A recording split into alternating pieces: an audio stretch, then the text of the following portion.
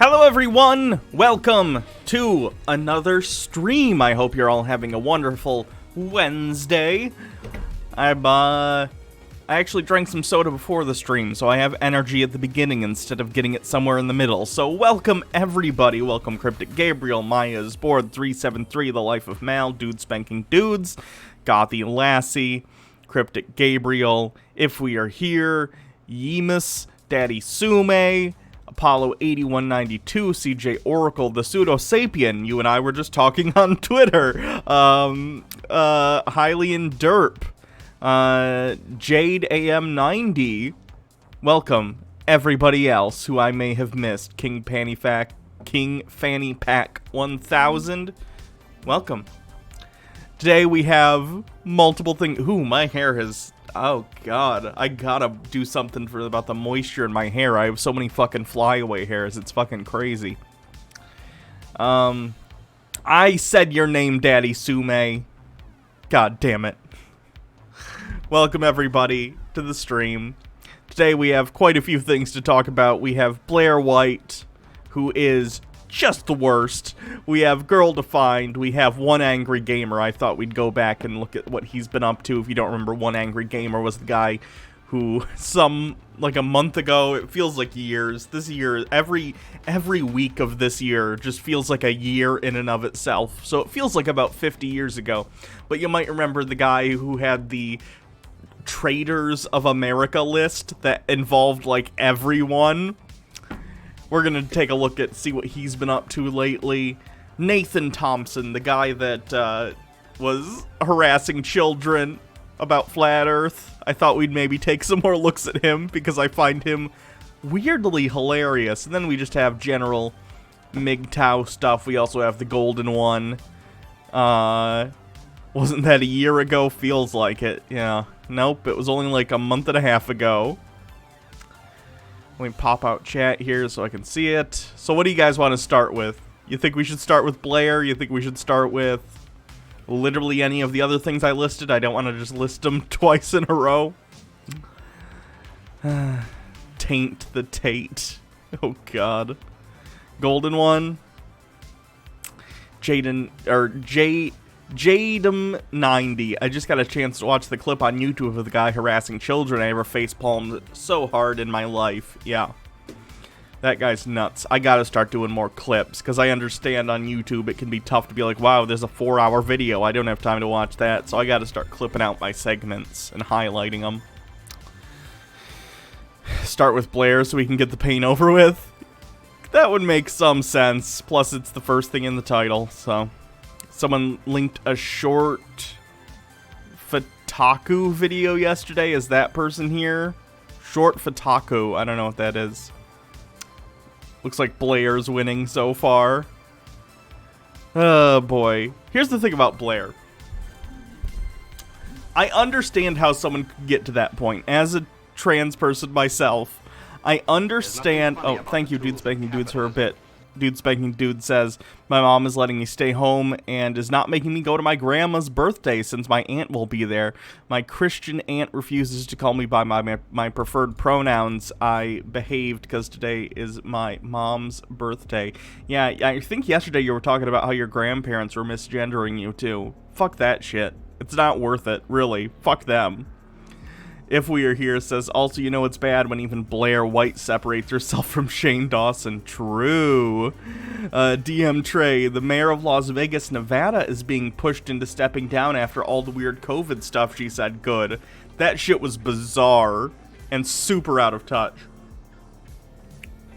Anyway, I understand how Blaire could get to the point she is, because as a trans person, being trans comes with a lot of self-doubt and sort of self-image issues, and you want to be validated.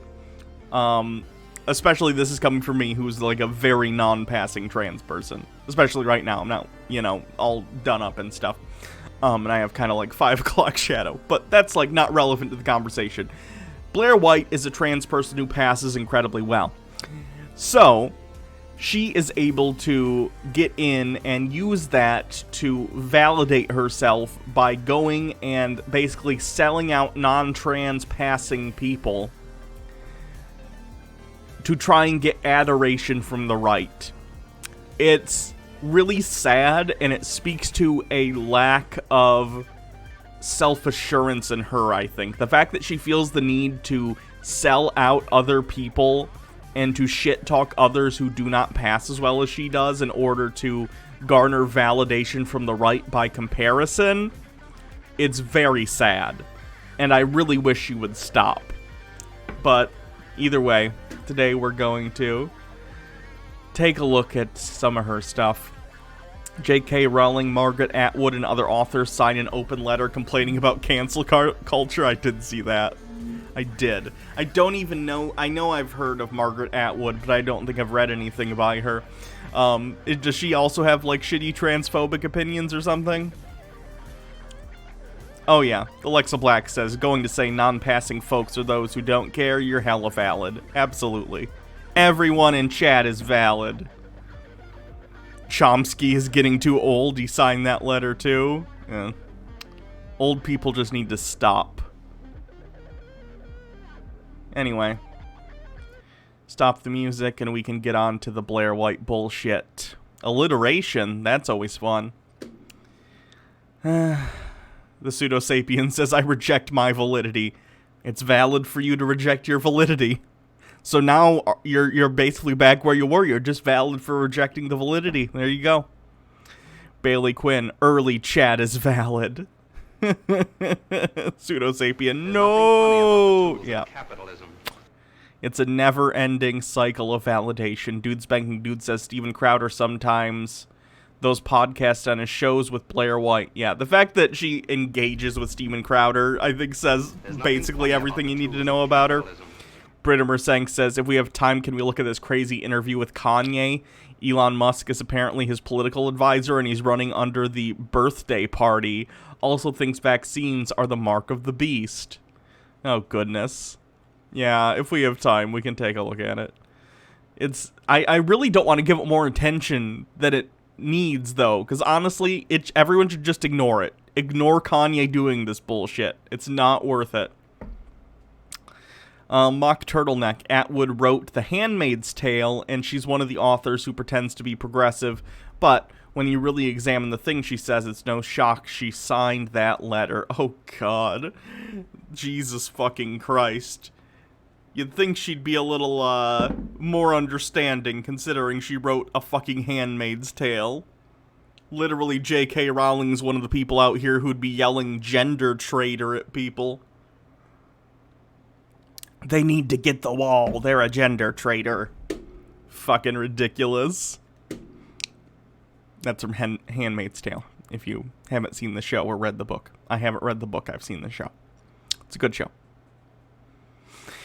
Anyway, Blaire White. I don't know what we should pick. I do see one involving Council of Geeks, and I like Council of Geeks, so I feel like maybe that one's where we'll start. This is Council of Geeks, who runs a YouTube channel that talks about things from, Doctor Who to Star Trek to all kinds of stuff. My name's Vera. I'm trans. I don't have dysphoria. Tools of capitalism. Thank you to AskCompu. When did we get a Blaire Purple? When do we get a Blaire Purple? I don't know what that means. When do we get a Blaire Purple? I don't know what that means. Honestly, I live within driving distance of Little Miss Blaire. I could take her out from a distance. It would be my pleasure to erase this trash from Earth. Look, I think it's petty to go out and try and, act all like, I'm gonna hurt this person in Minecraft on Twitter or whatever, or anywhere, Facebook, whatever, just because it comes off as, how do I put this? A little embarrassing. It's a little embarrassing to go on the internet and be like, oh, I'm so badass, let me talk about how I can hurt this person. It's just not worth it. No, don't do it. But I get it. Blaire White is an ass. Anyway. Ooh, that's loud. Whew. People are gonna be mad about this one. Hey guys, welcome back to my channel. So today's video is on a topic that I have never done a deep dive into. I've never done a dedicated video on this topic. And this is such a schism, war really within the trans community, this topic of, do you need gender dysphoria to be transgender? No, you do not. I don't think you do. And frankly, Blaire, why the fuck do you care? If someone says, hey, I'm trans, I feel more comfortable identifying as this, whatever it may be, whether it's like male, female, non-binary, whatever, why the fuck do you care? Why are you gatekeeping this shit? It's hard enough already as a trans person. I understand that you don't face a lot of that stuff because you not only pass, you're like a conventionally attractive woman. Like, there's no way you're getting clocked. Ever. Ever, ever, ever. So you do not face the issues that a lot of other trans people do. So the fact that you get to come out here and be like, let me be the arbiter of who gets to be trans, it's fucking sick. It's sick, Blaire. You should know better. Jesus Christ. Is gender dysphoria a prerequisite to being a transgender person? Now, despite never going into depth about my opinions on this topic, I get a lot of hate comments about it and what people perceive my stance to be, which I have briefly discussed, but never in depth. So today we're going to react to some videos of some trans people who feel very strongly that you do not need dysphoria to be trans. Which would tell me that you do think they indeed do. Stop, Blaire. Get some help. As well as going over a very insane death threat I got over the situation. But very briefly, I just wanted to state that all throughout the month of May, you guys know I've been doing a couple Cash App and PayPal giveaways on my YouTube, one video, a few videos ago I did, and on my Instagram a lot. So I decided all the way through the month of May, on every picture or video I post on my Instagram feed, it will have a cash giveaway attached to it, just to help out people during this time. We've been doing a lot of that on Instagram lately. Oh my God, I don't Before you go care any about your further, I stupid feel like giveaway. it's definitely important to the condition of feeling one's emotional and psychological identity as male or female to be opposite of one's biological sex. Very simple. It is, in layman's terms, the distressing feeling that I had growing all through my childhood of being identified by people around me and people who knew me as male. It was very distressing. I know it's hard to understand if you're not trans, but that was what made me want to transition. That was the mechanism that made me feel like, hey, maybe I should just live as a girl. That might be more comfortable for me. And that's great. And I'm glad you've been able to do that, Blaire, because everyone should have the right to choose to live in whatever way makes them the most comfortable. But you're gonna stand here and try and fucking, I don't even know what to call this. I'm gonna call it pass-splain why certain people are not valid as trans people because they don't fit into what you believe should be considered a trans person. Who the fuck cares? Leave it be. That was it. Now, I experienced that as young as 4 or 5, preschool, so I personally feel it definitely has something to do with some sort of neurological misalignment in my brain. That's my personal feelings about it. And there have been a lot of brain scan studies on transgender people, which do show that male to female transsexuals do have very similar brain anatomy to biological women, and that's a lot to get into, but yeah. Here's the thing, and Blaire likes to bring this up a lot, and I understand why. She wants to bring sort of a medical validity to the idea of being trans. And yes, there are the studies that show that trans women brains are more similar to cis women brains than they are cis men's brains. And yes, this is all true. But here's the thing, Blaire. Even if that wasn't the case, it wouldn't matter. Even if we had no inkling as to what makes someone trans, we might have some, like, hypotheses. Even if we didn't, it wouldn't fucking matter. It just wouldn't. But with the definition of transgender being ever expanding and the rise of what we call transgenders, right? People who appropriate being trans for attention, you can act like they don't exist. I don't believe they exist in almost any form. Now, don't get me wrong, there's billions of people on this planet. You can find an example of just about anything. I'm sure there exists out there a few people who have been like, oh, I'm going to be trans for attention or whatever. But it's such an insignificant amount that it has no bearing on the discussion that we want to have as a society about trans people. It would be like if in 1969 we're talking about the civil rights movement, the Civil Rights Act, stuff like that, and going, but what if a white kid wants to be black because it's cool and they want attention? Like, what? I'm sure that exists out there. Rachel Dolezal exists. But it's not relevant to the discussion we're having. It's not some huge epidemic. It's like when they bring up detransitioners, and like 0.5% of people who undergo transition decide to detransition. And many of them, after the fact of that, retransition once again. I'm not saying those people don't exist, but when we're having a general discussion about how people should treat trans people and how people should treat the want of someone to transition, it's just not super relevant to the conversation. Exist. They do. They're obviously not as common as actual trans people, but they definitely exist, and to deny it is to be in denial. Blaire, can you show me, like, I don't know, 100 examples of this? Because there are a lot of trans people out there. So if this is enough of a problem that you feel the need to bring it up all the time, surely it must be a significant statistically in order to bring it up. Otherwise, it seems like you're just devil's advocating for the right for absolutely no fucking reason. It seems like a way for you to try and have an excuse to delegitimize certain trans people that you feel make you look bad by connection of being trans. Like, there are some people, for instance, that I feel... How do I put this? There are some individuals that I am aware of on the internet that I feel... How do I put this?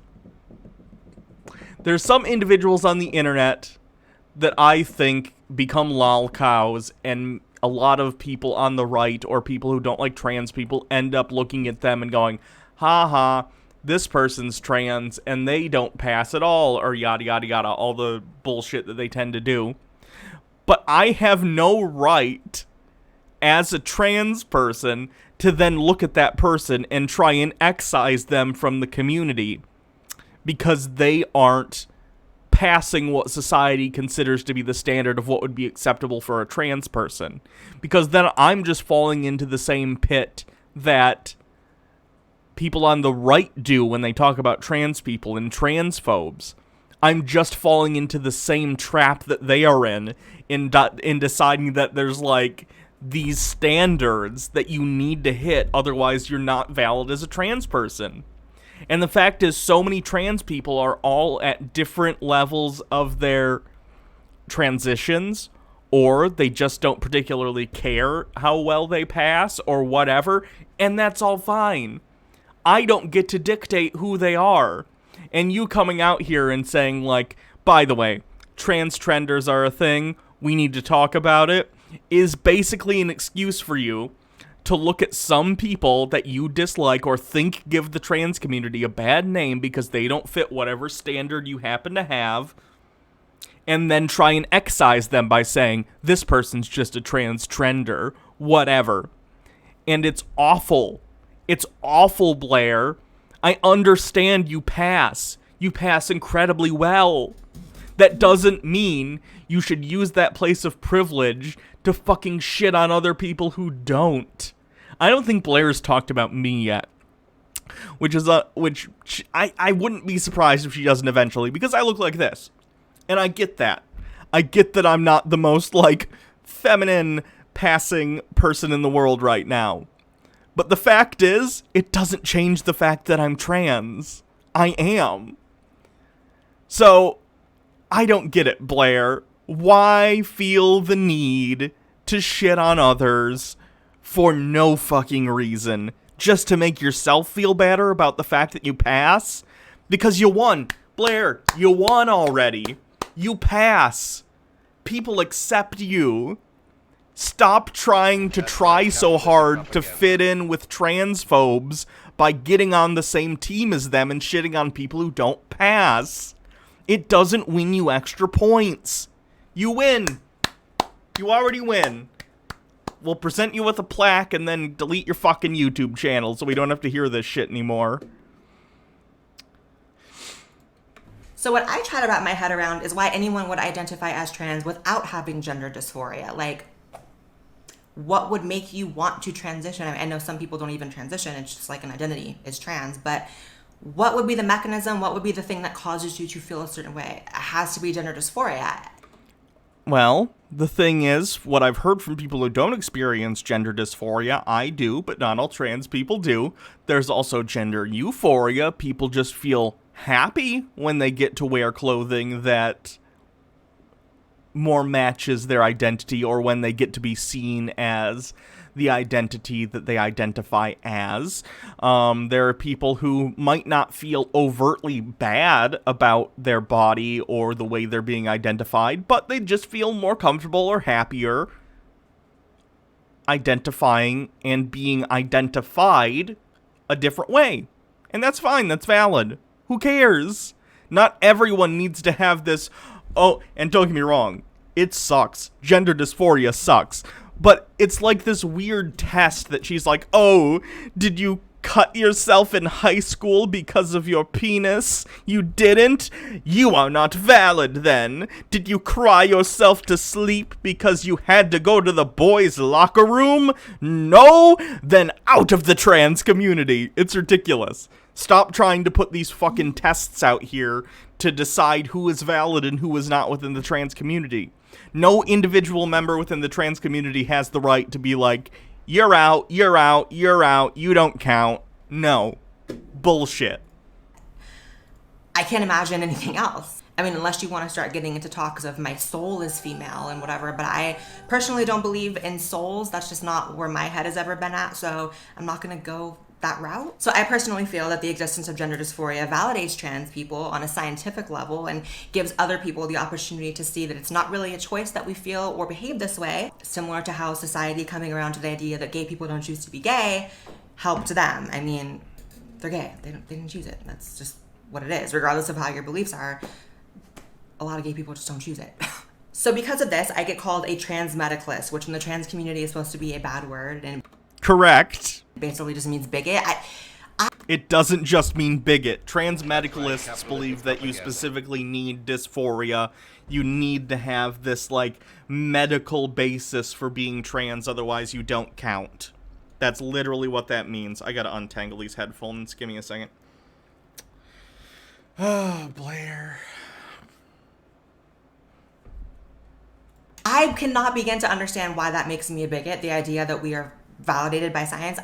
Let me explain this to you. Because you've set up an arbitrary standard, that standard being gender dysphoria, to say who is and is not valid within the transgender community. Which it is not your right to put that barrier in place for people, and to then communicate that barrier to your almost 1 million subscribers, and bring that into the forefront of the public's mind when they think about trans people. There is, I think, a scientific basis for being trans, but I think Blaire's also incredibly disingenuous with how often she'll bring up, like, the brain scan thing. Because, while that is true, it's still not something we completely understand. We just don't. So while I do think that there is a scientific basis for certain trans people, I also think transness is a sociological issue and a psychological issue, right? These are things that are not necessarily linked with biology. Like, our society, for instance, let's say you're a trans person who doesn't experience gender dysphoria with your body, but your social expectations for men or something don't fit what you feel you are, or the reverse if you're a trans man. So you feel, socially speaking, and how you want to be identified in general is more in line with being a woman. So you decide, okay, I want to transition. That's not necessarily a biological issue. That's a sociological issue. Okay? And that's fine. That's also valid. So, Blaire, I don't understand what you don't understand. I think it's been explained to you multiple times, so stop being disingenuous about it. But of course, the idea that there is scientific validity to being transgender completely destroys the argument of self-identification, which is just all the people they're doing it for attention. Like, they don't have dysphoria, so they want to be included. Again, Blaire has now just said, she said, not only do some people do it for attention, but now she's claiming everyone who doesn't have dysphoria is doing it for attention. Notice what she did there. That's an absurd statement. People who don't have gender dysphoria but still decide to transition are not doing it for attention. They're doing it because it makes them happy. You don't need to feel bad about one thing in order to know that the opposite thing makes you feel good. Jesus, Blaire. Without having to have it, which is very debilitating, by the way, and it's a bit of an insult to people who do experience dysphoria to just be told that, like, that's not a prerequisite to being trans. No, it isn't. Get over yourself, Blaire. As someone who experiences dysphoria, particularly, and I'll just say this is TMI, but I'll say it because this is educational, I think, and I think it's important. I experience a lot of dysphoria in regard to my genitalia. I plan on getting bottom surgery once I can. Obviously, you guys know this. You've seen my transition fund. Thank you, everyone who donated to that, which will help me get bottom surgery in the future. But if someone says to me that they're a trans woman, but they're completely fine with whatever equipment they're working with, I don't care. That's great. I'm happy for them. One less expense for them. That's fucking fantastic. I don't care. To say, Blaire, that someone else having a different trans experience than you invalidates your experience is some of the most narcissistic thinking I've ever heard come out of a trans person's mouth. Grow up, Blaire. And fuck you. I'm sorry, every trans person I've ever talked to has experienced it to some level, and the plight is real. It's real. So let's take a look at some of these people today. This person left a comment on a Facebook post someone made about me, and I actually ended up having to go to the police with these person's comments and reporting them, and you'll see why in a second. This person says, I'm sick of him, talking about me, cute, invalidating trans-identified folk who are open about never experiencing dysphoria. He is transfer true scum LA trash. I don't know what transfer means. I know true scum is what they call people who believe in gender dysphoria. It's not about believing in gender dysphoria, Blaire, you disingenuous bitch. It's about thinking that's the only valid thing necessary to consider oneself trans. Halido 138641. Thank you for following. I really don't understand how she has such an audience when she's so blatantly disingenuous. It's ridiculous. So interesting that you see yourself as I also don't believe, and by the way, notice that she puts the picture up of this person specifically because she feels that it delegitimizes this person's argument because this person doesn't necessarily pass as well as her. It's sick. It's using the tools of transphobia in order to fight other trans people. It's disgusting, Blaire. Do you not understand what, like, a catty, mean girl, awful person you're being? Jesus Christ. Now, don't get me wrong, I don't think this Diana woman should have called you he, him, either, and misgendered you out of anger, because I don't feel that anyone who's transgender, regardless of how awful I think they are, deserves to be misgendered, because it's not my place to tell people what their gender is. It just isn't. It's not anyone's business. But it doesn't excuse the fact that your response to this is to then implicitly imply that this person is not trans by showing a photo of them and implying that you think they are not valid because of the way they look. It's disgusting, and it's a bully move. Fighting for trans people while calling me he and him. That's trashy. So this person went on to say, honestly, I live within driving distance of Little Miss Blaire. Like her, I own... Hasn't Blaire had a bunch of plastic surgery? I have no idea. Nor do I think it fucking matters. If someone wants to get elective surgery, they can. Regardless, I just think it's ridiculous whether she's had surgeries or not. to treat people the way she does because she has this privilege in that she passes so well. I don't care why she passes. The fact is she does. Ryby Jenkins, thank you for following. Ryby Jenkins, did you send me that tooth picture? Where the fuck have you been? You disappeared for like 2 years. Holy shit.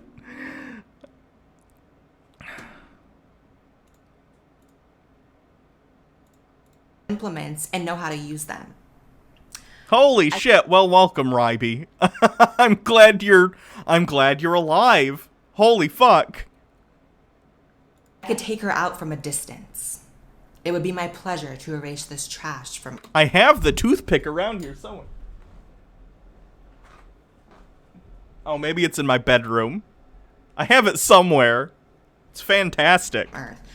Imagine being this disgusting. Someone replies, so you're threatening to kill Polar her? Bear, thank you for She replies following. and says, I didn't say that at all. Just saying I could pay Blaire a visit, have a talk with her face to face. Implements could be pens, paper, a phone, chocolate milkshakes. Use your imagination. So clearly that person is threatening my life, and I went to the police about it, and, you can... Yeah, you shouldn't threaten people. Like, I get it. Blaire's awful, but you really shouldn't threaten people online. It's not a good look. See the misery in their face for sure, and why they would be that hateful and disgusting. But let's focus on what you said. Could you, Baja Blast, could you bring me the tooth picture from the bedroom so I can show it to people? Because it's so cool. About dysphoria versus not having dysphoria. So for people who believe that you don't need gender dysphoria to be transgender, you need to explain to me what else would make you want to transition. What other possible thing or purpose could there be to transitioning? I imagine this has been explained to you before, Blaire, that people not only feel gender dysphoria, but they can feel gender euphoria. And even if they aren't incredibly dysphoric about how they are when they are identifying as the gender assigned at birth, when they do identify otherwise, it makes them feel better. Even if their baseline isn't this, like, awful, depressive, everything's, like, awful thing, which I know and I understand as someone who feels gender dysphoria. I get it. But it's not the end-all, be-all. Thank you. Ho, ho, ho. This is, of course, a little bit old. It has my old name on it. But Ryby made this. It's got all kinds of little teeth on it. Manager's special. The Magnum for that special someone. The Captain Kirk. Funny. This is great. This is one of my favorite pieces of fan art we've ever gotten. Legit. It's awesome. There's nothing funny about the tools of capitalism. Thank you. How are you doing? Tired as fuck. I know. Baja Blast was up like all night working on a project for was the poster for a conference that you're I'm technically at a conference right now, friends. But we all know that this is a virtual world now. Show cursed pick again. The stream froze. This, the heat, the teeth. There's the teeth. It's fantastic. It's great. That's right. That was one of the first things that I noticed when I first came to Hannah's house. Because it's literally just been propped up against her wall on her dresser. So... Arcana Stamper Blackwell says the intensity of Blaire's refusal to acknowledge her massive privilege is super gross. You're pretty and conventionally good looking. I'd kill for a transition as good as yours. Yeah. It's ridiculous how little she seems to pay mind to that fact. And she uses that position of power not to lift other people up and say, hey, even though I pass, it doesn't matter. That's not what makes me valid as a trans person. Instead, she says, you're right, that is probably what makes me valid. Fuck all these other people who don't pass. And it's so sick. I'm old enough to know more better, so you went straight to the bedroom? Nice. Well, she was bragging about having a king-size bed and that it would be way more comfortable than the twin bed that I had, and yeah. Because I can think of a few things. I know people get attention when they transition. I wouldn't like to believe people do that, but I know... Oh my goodness, Blaire. People get attention when they transition, but it's not usually positive attention. Blaire is trash. Yeah, Blaire's fucking awful. The attention people get when they transition is usually negative, at least in the early stages. It really depends, and it depends on where you live. But, like, to act like people are like, ooh, you know what would be great? I'm gonna be trans. This is the same argument homophobes used to use, by the way, about, like, gay people, and they'd say, like, oh, if we make being gay socially acceptable, a bunch of kids are just gonna turn gay because they think it's cool. It's ridiculous. This isn't how the world works, Blaire. People aren't jockeying to get in on the latest, like, disenfranchised group. What the fuck? Some people do. And I'm sorry, but that is quite insulting and definitely feels like the appropriation of something that many people struggle with, to the point where a lot of them think of really harming themselves and actually do it. I've never personally been at that point, but I have been at a very low point. I remember when I first started my channel, you guys know I didn't have, you know, my transitional surgeries at the beginning of my channel. I did it in about 2017, which was like a year into my channel. Before that, my life was miserable. I was too uncomfortable to even go to the grocery store, to leave my house, to even be seen by my boyfriend at the time in the house without makeup. And transitioning and alleviating that dysphoria immensely helped me. It cured a lot of my dysphoria, about 99% of it. And just knowing how miserable it is to suffer with gender dysphoria, it's quite insulting that people would pretend as if that's not part of the trans experience. Oh my god, Blaire, stop self-flagellating and being like, this is like those people who are like, I had to pay for college, so if anyone else gets it for free, then I'm being discriminated against. Blaire, I'm sorry that you've suffered through horrible dysphoria. I get it. I still feel it. I don't live up to the expectations I have for myself. I feel like I should wear makeup more often, especially for streams and stuff. But I'm kind of fucking lazy, and it sucks, and I need to start getting more on the ball in terms of A, continuing my weight loss, and B, working on makeup skills and stuff like that. And even then, I'm gonna have issues because I have a lot of self-image issues, and it sucks. But I wouldn't wish that on anyone else. If someone is trans and they don't have to suffer through this, I don't think, well, if you haven't suffered through this, then you're awful. Thank you, Mock Turtleneck, for gifting a sub to Ryby Jenkins. I don't think to myself, well, I had to go through this thing. You should have to go through it too. No, my thought is, fantastic. I'm glad you get to be who you want to be, and you also don't have to suffer through this horrible thing. So stop gatekeeping, Blaire. Grow up. Experience. And for anyone who claims to be trans but that doesn't experience that, you're not lesser than me. I'm not like a bad Really? Because bitch it or seems like you're cooler telling or them they're lesser than you by saying that they're fake. more valid because I experience it. You're valid in your own right, but I wouldn't say that you're trans. I'm Fuck you. You don't get to dictate that for someone else. sorry. And I'm sorry, but when you get rid of the medical criteria that there is to be transgender and to be diagnosed, Oh, it's medical. Do we need to talk about the bones? Do we need to talk about the bones, Blaire? Shall we measure your skull and see how much was shaved off by the surgeons? The bones! Can't believe I gotta use the bones meme on a fucking fellow trans person. Fuck you, Blaire. and set on a path of transition, which as of now is the only chance of alleviating and or curing dysphoria. When you get rid of the prerequisites for that, then you're expanding what trans is, and you have kids being diagnosed as trans, going and having life-altering surgeries and going on hormone replacement therapy that really maybe probably shouldn't and end up regretting. You know, we've interviewed detransitioners, we've talked about that before. So if anything, the belief that gender dysphoria is either not real or you don't need to be trans is a lot more harmful to us than believing that you do have to have it. What? No. Blaire. Who cares? Who the fuck cares? And by the way, before you get, like, we're not even talking about hormones, because you don't need hormones to transition. I'm on them.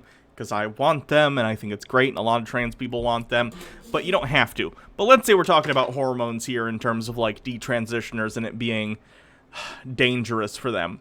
Before you get on hormones, you need to have a letter from your psychologist or therapist who is going to take lots of time to ensure that what you're feeling is legitimate and that you're not, I don't know, I don't even know what her straw man here is, that there's some narcissist looking for attention. There's nothing funny On about the top tools of that, capitalism. it takes time for the doctors to get that notice. They have you sign about 50 million. They have an initial appointment with you where they talk about this is just my experience. They have an initial appointment with you where they talk about the medication and what it's going to do.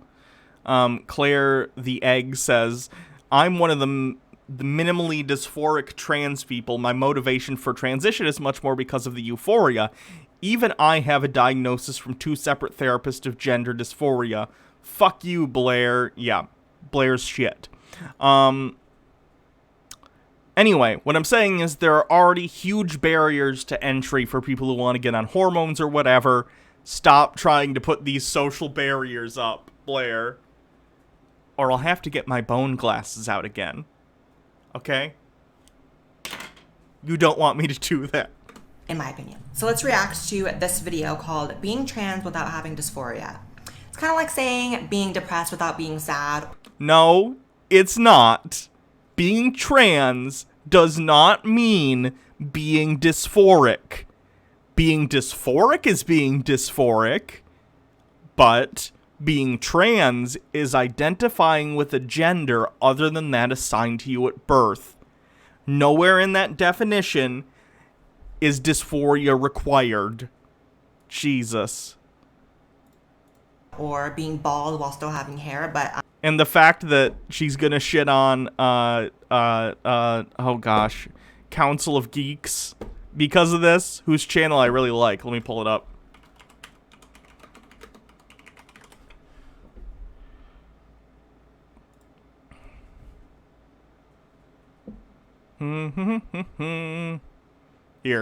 Here's Council of Geeks. They do a ton of Doctor Who related videos.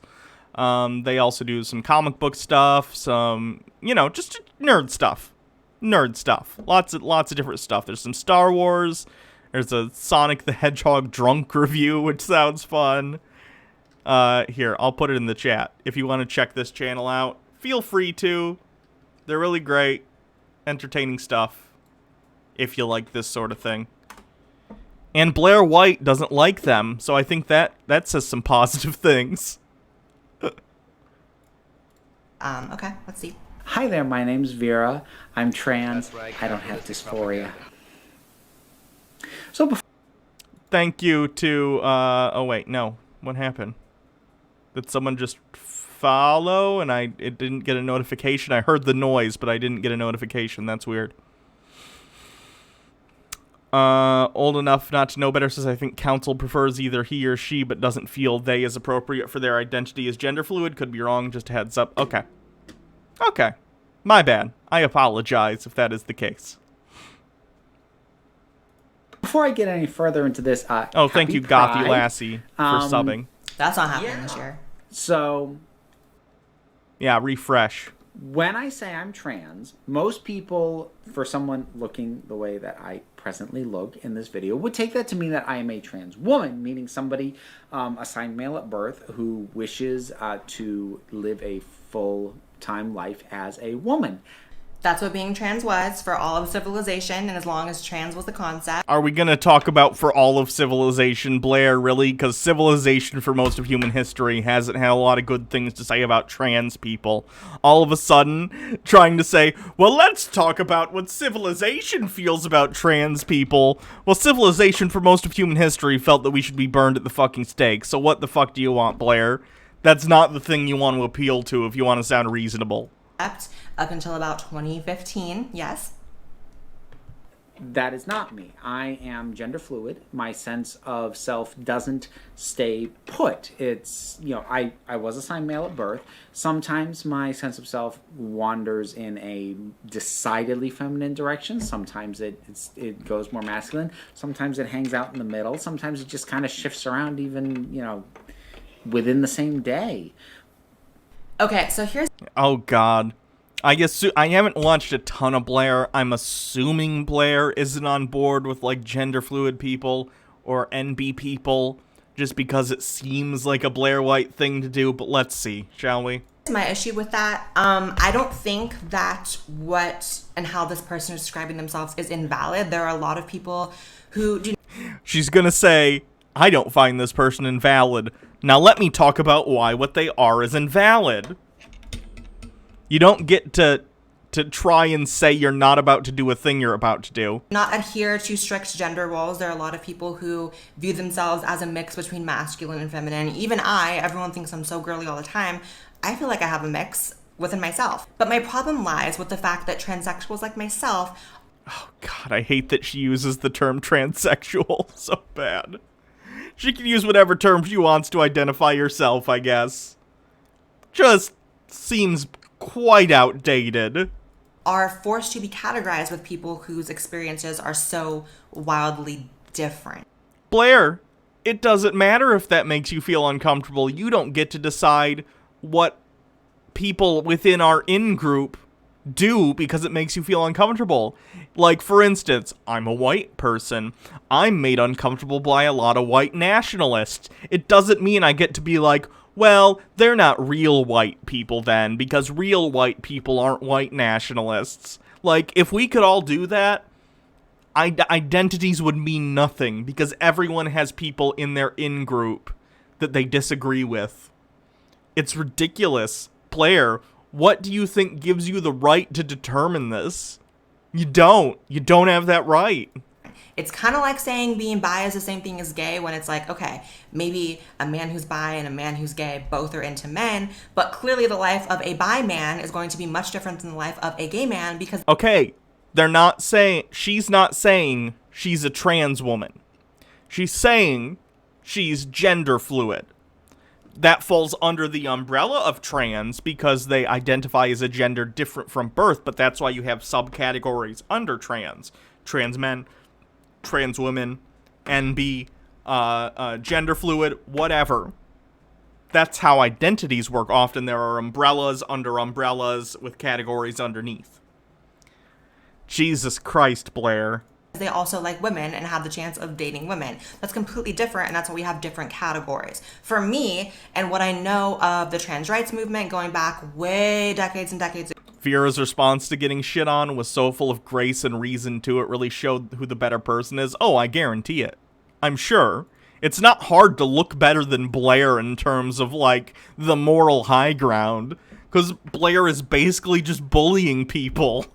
It's so ridiculous. Ago is that we spent so long trying to differentiate ourselves from cross-dressers, from, as this person describing, being gender fluid, because we recognize that it's different. Or Gabby B133, welcome. One is better. Everyone likes to twist my words. And wow, 175 viewers. That's higher than normal. Interesting. We're going to perceive me as trying to put this person down. I'm really not. I'm simply saying, how are we categorized as the same thing when we're so vastly different? I mean, the experience of transitioning and altering your life in every way possible is so much different than someone who, for all intents and purposes, I don't know this person personally or on a deep level. Just from the surface of watching the video, it seems as if this person's transition, or what could be as close to that, is really just wearing makeup and having pink hair. Okay, but if those things make her happy, and she identifies as a woman, in what way is she not trans? I am so over this idea of defining the trans community by our collective suffering. Why can we not define ourselves by the things that are wonderful about us? By the things that make us happy? Why, Blaire, do you have to define yourself and your transness by your suffering? It's not helpful. It really isn't. Ugh. Again, I'm not putting that down, but... It's not even accurate. Because ideally, the point of being trans and being out about it isn't about being, oh, woe is me, I am in so much suffering. It's about saying, no, I'm tired of this suffering. I'm going to be who I'm going to be and take steps that make me happy. It's not about focusing on the gender dysphoria. It's about focusing on the euphoria you feel when you finally get to be who you are. And if someone can feel great about who they are, identifying as an identity different than that they were assigned at birth, without feeling that they're running away from, like, this dysphoric sadness and pain, fantastic. Great. Why must you define yourself by your suffering? That's right. We're different. I've said this before, but there Thank are you, so Tara many the different Cat, for categories hosting, under the and Jeffrey LGBT umbrella, Petrone and for people hosting. will get so offended if you dare to say that being pansexual is different than bisexual, despite the fact they have so many similarities. But you can never say they're the same thing. Everyone will get offended. But if I sit here and say that as a transsexual woman, that I'm different than someone who's gender fluid and just wearing eyelashes and pink hair, suddenly that's offensive? Like, make it make sense. So to me, what's annoying is that these people keep expanding the definition of what being transgender is, so much Thanks for hosting, Ryby Jenkins. so that it's actually lost complete meaning. And in my opinion, you can disagree, and feel free to leave it in the And comments. I think that Jade deeply AM90 contributes to the for fact that hosting. LGBT Wow, lots of acceptance hosts. has been Thank going you. down for the first time in decades. Down, not up, down. A lot of people think that we're just I talked about this the other day, but I'll reiterate in case people didn't see that, because there's more people watching now than there were during that day. But basically, GLAAD does this poll every year to talk about LGBT acceptance, LGBTQIA, etc., acceptance. And for the past 2 years, it's actually gone down somewhat. And all these people on the right, including Blaire White, are like, oh my goodness, this is because gay people and trans people are being too gay and trans. That's why people are disagreeing. No. I think there's a much simpler explanation for this. Because, let's say 5 years ago, 6 years ago, 7 years ago, whenever, when people heard LGBTQ or LGBT, what they were really focusing on was the LGB part, because that was what was part of the national conversation prior to 2015. When gay marriage was legalized, that was the narrative we were talking about in our culture. Gay people should have the right to be married. Same-sex couples should have the same rights under the law. Nowadays, since that's been the thing, our sort of culture war, whatever you want to call it, has shifted to talking a lot more about trans people. Now, unfortunately, a lot of people are more uncomfortable with trans people than they are gay people, lesbians, bisexuals. So, nowadays, when people on a survey see, are you comfortable with LGBT people? They are seeing LGBT. I'm not comfortable with trans people. That's why statistics can be misleading. Have you ever heard the phrase, lies, damn lies in statistics? That's a phrase for a reason. It's because some people see LGBT and focus in on the T. I imagine this will climb back up over time as trans acceptance gets more and more ingrained in our culture, hoping that we move forward in a progressive manner, but of course that is not guaranteed. Societies sometimes slip backwards in terms of acceptance. Stop trying to blame it on gay people or trans people and start trying to communicate to the general population why people identifying as genders other than those they were assigned at birth is not some freak show thing. It's just a thing that happens to people, whether they experience dysphoria or not. Thank you, Gabby133 for hosting also, and Mock Turtleneck. Lots of people hosting. Thank you very much. constantly moving on this trajectory of accept everyone and love everyone, but that's actually not the case. Acceptance of LGBT people has been going down due to, in my opinion, a lot of really radical and crazy activists. I think no evidence for that. No evidence that that's the reason it's going down. at some point it really becomes an issue about optics, and if we can't get our own stuff right, if we can't even come to a consensus within our own community of what constitutes who we are in our existence, then how can the rest There is a consensus. Trans people are people who identify as a gender other than that assigned at birth. You're trying to further hone that scope to include only people who suffer from dysphoria, which is a very strange way to define yourself. It makes no sense to be like, you only get to be in my club if you hurt. Why? Why? So society take us seriously. And there's nothing wrong with being gender nonconforming or gender fluid or expressing yourself in a masculine and feminine way that is not like so binary. Like there's nothing wrong with that at all. But there is such a thing as staying in your own lane, and I'm not trying to be negative, but at the same time, it really puts a hindrance on actual transsexual people when God, Blaire, already in it's the not works, like I said. 1976. Stop calling transgender people transsexual. Jesus. Make sure you guys subscribe to this YouTube channel. I know you're going to watch 4 or 5 more videos. I know you've already watched 4 or 5 more. Goth Geek Join our Gaming, thank family. you I don't for have friends, hosting, so and I Captain kinda need subscribers Seculoid. to make up for it. Make sure you guys follow me on Twitter, Instagram, and now TikTok, because I post way more on there than I do on YouTube, and you gotta follow those to keep up with me. And I love you guys. Jesus Christ, Blaire. The fact that she uses her place of privilege as a passing trans person, as a beautiful passing trans woman. She's like, she's incredibly conventionally attractive. She's not my type, but hey, you know, whatever. I see why people find her attractive.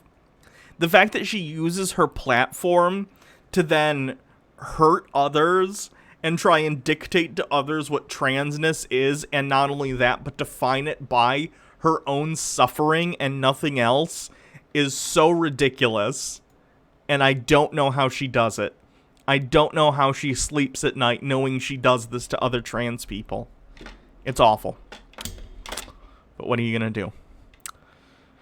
How long have we been going so far? An hour? You think that's enough Blaire for today? Should we move on to the next topic or do one more Blaire? What do you guys think?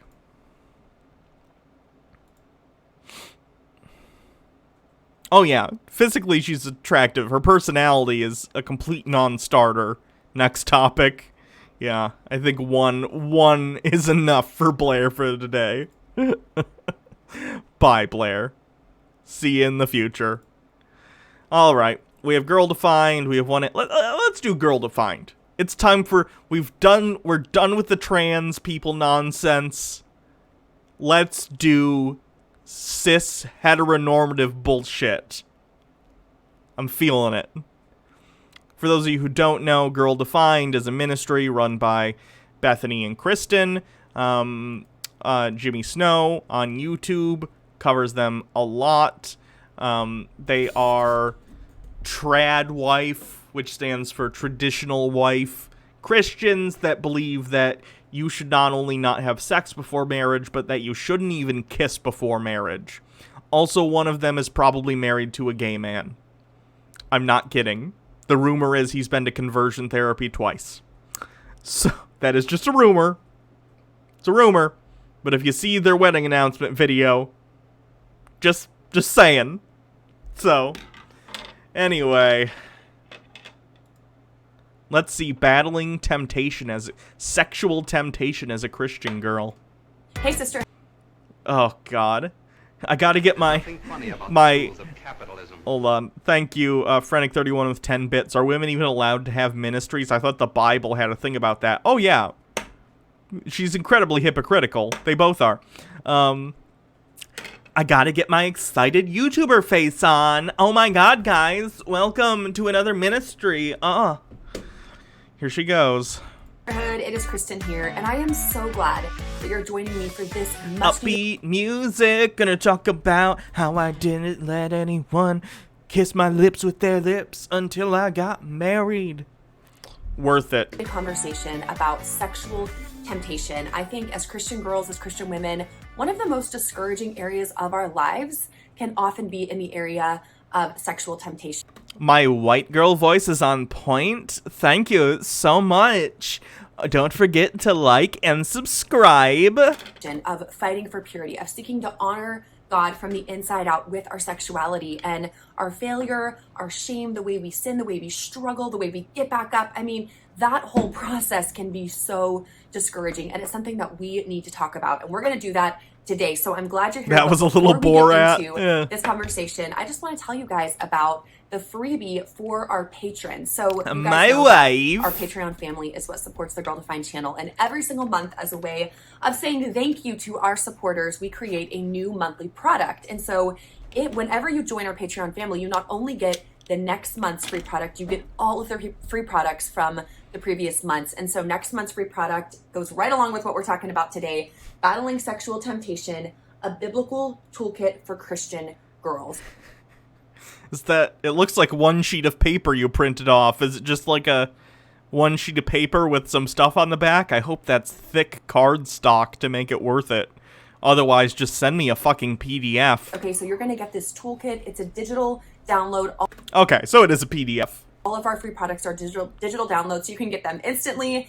And if you sign up to be a patron by giving just $1 or $2 per weekly video that we make, the most we'll ever make is $5 per month. Then every month you'll get these free resources, and we just hope that they are an encouragement to you in your walk with Christ. I want to also tell you guys that a bittersweet thing happened this past week, but just with the new developments of COVID here in our city of San Antonio, we are taking our annual Girl Defined conference that is always here in San Antonio at the end of every summer. We are taking that conference and moving it online. Now, I know some of This is the same conference, by the way, they've used to bully other Christian female YouTubers for not being Christian enough. I forget, again, Jimmy Snow, Mr. Atheist, has a YouTube video about this, but basically at this conference, they went on stage and, like, completely shit on this other Christian YouTuber for being too progressive, and it's so ridiculous. of you were like, oh, online, like I'm so burned out with online events. God and is gray. That's who who it was. Thank you. This conference is going to be epic. And I am telling you, we are working so hard to create an online experience, whether you tune in by yourself or with a small group, a safe small group in your home or in your city. We are working to make it so fun. With the sessions are still going to be engaging. We're going to have live interactions, Q&As, contests, giveaways, worship. I mean, it's just going to be an amazing time. So no matter where you live in the world, this is your chance to join us for the 2020 Girl Defined Conference right from your living room. Okay, so I really hope you'll make plans to join us July 31st, August 1st. You can get all of the details at girldefined.com/conference. Okay, so let's talk about battling sexual temptation. And y'all know we are a Christian channel. I am coming at this topic from a biblical worldview. I am looking to God's word to give us answers and help and hope as we seek to honor God with our lives as Christian girls and women. I'm looking to his word. That is the foundation for our conversation today. And in our book, Sex, Purity, and the Longings of a Girl's Heart, we look to God's word to write a resource that would help all of us understand not only how to fight for purity, but what is God's design for sex, for sexuality? Why did he make us sexual beings? How do we pursue this rightly in a God-honoring way? How do we battle sin and temptation and find victory? So I'm actually going to be talking to you guys from chapter 9 of Sex, Purity, and the Longings of a Girl's Heart, battling temptation. Every single person, all of us, we battle temptation, not just sexual temptation, but every kind of temptation. But I think when it comes to sexual temptation and winning the fight against sexual sin, I think, like I said before, there's a lot of failure that happens. We can get so discouraged. And I think one of the problems, what I've seen in my life as I have battled sexual temptation in the past, failed and seen victory, is in the time. Failed? Maybe she did actually orgasm at some point. That'd be good for her. I think she'd be less tense. That I failed, looking back, I did not have a good understanding of how temptation works. And understanding temptation, specifically sexual temptation, and the process of temptation, as I began to see in God's word the process for temptation and how that works, I was so much more equipped to engage in the battle and actually see victory in my life over sexual sin. I love this definition from John Owen. He is a Puritan theologian, has a lot of great things to say, but he describes temptation. There are only one thing I trust Puritans over. Oats. Nope, those were Quakers. Joke failed successfully. Temptation like this. A temptation then, in general, is anything that, for any reason, exerts a force or influence to seduce and draw the mind and heart of man from the obedience which God requires of him to any kind of sin. And so temptation is just that. It is drawing our hearts, our minds. It's luring us away from God's good plan, his good design for sexuality, and it's distorting it and tempting us to embrace something that's a distortion of God's good design for sexuality and what he has for us there, how he desires us to honor him, to pursue it for our own good. Temptation wants to draw us away from that. Now, when we think about temptation, there's a lot of misconceptions. I think I've heard... When she says temptation, does she just mean like getting horny? Is she just like, oh no, I'm getting the horniness in my nether regions. Sorry, God. I have heard Christians talk about temptation as if it's a sin. So if you're experiencing sexual temptation, don't believe the lie that you're already sinning, because Hey, Jesus said, if thou hast lusted against a woman in your heart. What? Oh God, what was it? I gotta look it up. Kiki, I need you to, like, work with me here. If thou hath lusted. Come on.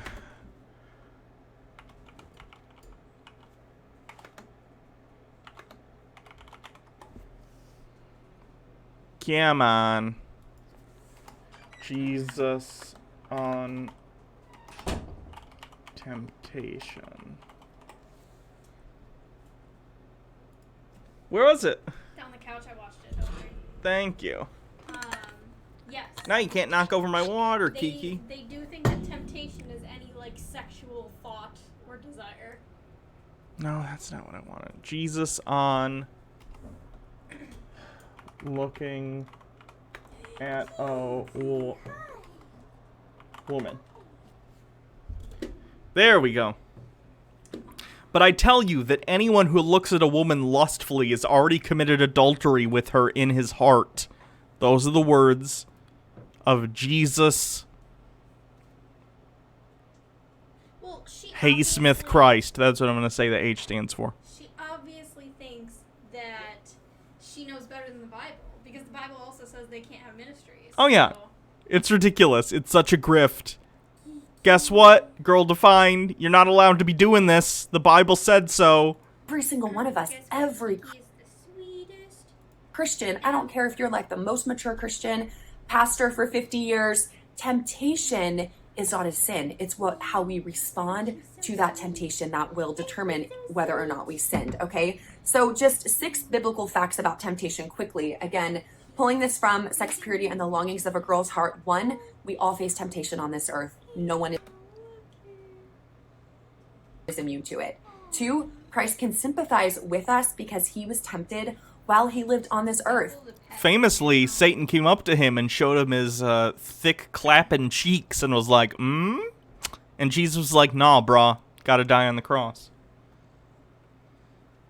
I'm referencing the temptation of Jesus story. At one point, Jesus goes out into the desert, and Satan shows up, and he's like, what's up, Jesus? And Jesus is like, oh, fuck this guy again. Jesus hasn't eaten in, like, a week or something, I don't remember, because he's been wandering through the desert. And Satan's like, oh ho ho, I have a loaf of bread for you. I can give you as much food as you want. You just need to not die on the cross. And Jesus is like, nah, I'm good. And then Satan's like, all right, check this out. And then he takes Jesus to the highest mountain in the world. And he shows him all the kingdoms of the earth all at once, somehow. Because the earth is not only flat, but you can see everywhere on the earth at the same time. Flat and small. And he's like, I'll make you king of all the nations of the earth if you just don't die on the cross. And Jesus is like, nah, bro. So basically it's about temptation. Jesus getting tempted by Satan in the desert. And I was making a joke about Satan's thick clapping cheeks tempting Jesus. I think the Bible would be much more interesting and enjoyable if Jesus had sex with Satan. In certain sects of Christianity, oh gosh, I forget which one, Jesus and Satan are brothers, so. Which is a very Star Wars-like twist. Remember in scripture we see Hebrews 4:15. Christ was tempted. He didn't sin. He lived a perfect life. It's something every Mormons. faces. That's it. Temptation does not equal sin. Christ was tempted, but he never sinned, like I just said. 4, God does not tempt us, but he does allow us to be tempted by the enemy and by our own sinful hearts. We see that in James 1. 5, we have a real enemy seeking to steal, kill, and destroy us. Satan. His goal is to draw us into sin and away from God. He is the great tempter, the great deceiver from the beginning of time with Eve, even now. So basically, Satan's a wingman trying to get you laid. What a bro. He is still tempting us to stray from God's design. Lastly, it's possible to resist temptation. Christ lived on this earth. Why, though? Why would God allow that? Yeah, that's a question. I forget to bring this stuff up because I'm so used to talking about it, and I've talked about it so much on YouTube already. But, yeah, if any of this were happening, and God was allowing it to happen, it would be God's fault. Because if you're omniscient and you're omnipotent, and you know bad things are happening, and you have the absolute power to stop them, then you are at fault. It's the Spider-Man thing. It's great. With great power comes great responsibility. If you have the power to stop something and you don't, it is your fault if it happens. Was tempted and never sinned. As Christians, we have the ability through Christ's power to do as he did. We have the victory through Christ, and we see that in Matthew 4. So just some encouragement as we frame this conversation around. The New Testament, I believe, does mention the serpent as Satan. It's obviously not, that wasn't the intent when it was written, because that was, of course, a Jewish book, and Jewish people don't believe in, like, Satan. But, That's right. oh, thank you, OCP, for hosting. But the New Testament, at some point, the canon did become like, oh, that was Satan secretly. They mentioned Satan as, like, a serpent in the early on times. Sexual temptation. I hope that those truths that we see from Scripture about temptation are helpful in just bringing some clarity, because as we engage in this fight, we need to understand what temptation is and how it works. So let's unpack the process of temptation, sexual temptation. What does this look like? Looking in Scripture, I think Eve in Genesis is a really clear example. It wasn't sexual sin, but it is the process of temptation on display. She was told by God not to eat the fruit of the tree of the knowledge of good and evil. God said, this is forbidden. This is for your good that you don't eat this. He wasn't keeping something good from her. He was. JDAM90 says, I think Revelations refers to, quote, that old serpent, end quote, but not that it's the serpent in Genesis. Gotcha. It's been interpreted that way by a lot of Christians, though. I know I've heard that mentioned in church before, when I was still Christian. Apollo 8192. Oh, yay, Hannah, you interacted with me. I thought you were ignoring me today. Gotta step up my chat game. Protecting her by saying, don't engage in this tree. Don't eat anything from this tree, or it will not go well with you. But what did Eve do? The enemy tempted her by saying, oh, really? Did God really say, right? How often does he do that for us with sexual temptation? Did God really say you shouldn't have sex with your boyfriend? Did God really say that you shouldn't look at porn? Did God really say that you shouldn't fantasize about that sexual scene that you saw in that movie? No, God did not say don't look at porn. Although there is a story in which he's mad that someone pulls out. So some Christians have taken that to be like, oh, any waste of seed is a sin, despite the fact that men, anyone with functional balls and a dick, you produce as much like semen and sperm as like necessary. Your body like makes it. It's not like women with ovaries who have, you know, eggs that are a finite amount. Your body just makes more and more. Or whatever. That's how the enemy works. So he engaged in conversation with Eve, tempted her and said, did God really say? And what did she do? She listened. She paused. She's like, maybe. And then she pondered. She started to think about this temptation. Yeah, well, maybe it's really not so bad. Maybe I should eat this tree. Maybe God is holding out on me. And then what did she do? She engaged. She partook. And so just a snapshot of a very clear picture of temptation and the process. And that's exactly how it works for us today. We have the same enemy, same tactics, different presentation, right? Age-old tactics. He just presents it in a different way in our modern day and age. So here. That's my favorite interpretation of the story I've ever heard. Now I'm just going to, whenever I tell the story of Adam and Eve, I'm going to say, man, Eve just got super horny for the fruit on that tree. She got stomach horny and she just wanted to eat it so bad. Here is the 3-step process. I kind of just gave you a nutshell overview. But this is really... P.S. Please can use stomach horny as a way of explaining being hungry.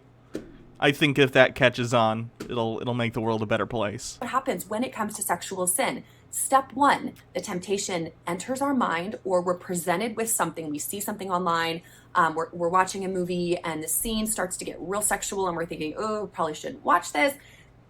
Temptation, we're presented with it. The first step toward going down that slippery slope towards sin is that we listen. We listen to the temptation. Meaning we engage our thoughts. So do what the Christians always do. Stick your fingers in your ears and go, la la la la la, I'm not listening. That's what real adults do. In that moment, we don't immediately say, okay, redirect thoughts, Lord, help me. We don't flee. We sit there and we listen and we engage our thinking in this temptation. Maybe it's in our minds. We don't instantly, turn our thoughts and ask the Lord to help us. We kind of listen. We think about it. That's exactly what Phoenix Vengeance says, want those apples inside me. When it comes to sexual sin, Eve's first mistake wasn't in eating the fruit, right? She hadn't sinned yet. Her first mistake was listening to the enemy. Okay, but again, the Adam and Eve story doesn't even make sense because the idea is God says, don't eat of that tree, it will kill you. For one thing, this is a lie. Secondly, it's the tree of the fruit of good and evil. There were two trees in the garden that were very important, the tree of life and the tree of the fruit of good and evil. The tree of life basically had a fruit that let you live forever. And the tree of the knowledge of good and evil is the tree that God was like, don't eat of this tree. You will die. This is a lie. It didn't kill them. It just made God get mad. So he's like, you can't eat the fruit that makes you immortal anymore. So God says, don't eat this fruit. This fruit, which will give them the knowledge of good and evil, it gives them a moral center. It gives them moral intuition to know what is right and wrong. So they did not have this prior to eating the fruit. So how are they supposed to know that listening to God and obeying him is good? Because they don't have a moral center from which to make that determination. You basically put a 2-year-old in a room with a fork and an electrical socket and said, now don't stick this in here.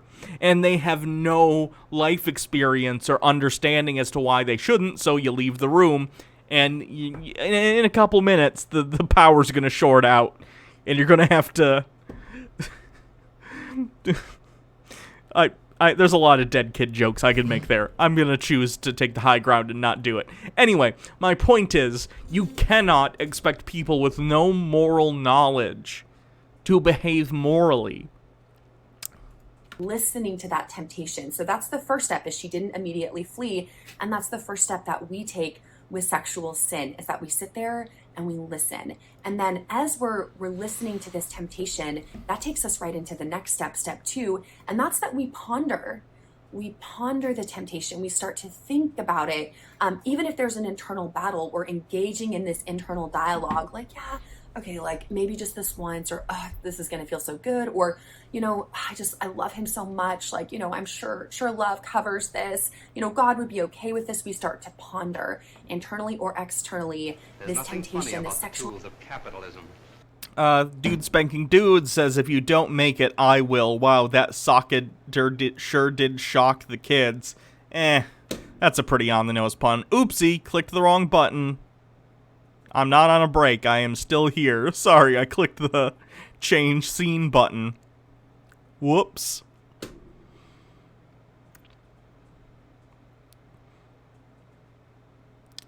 Balthazar says, 2 questions. 1, do you realize you just invented Oh-Whoa pizza?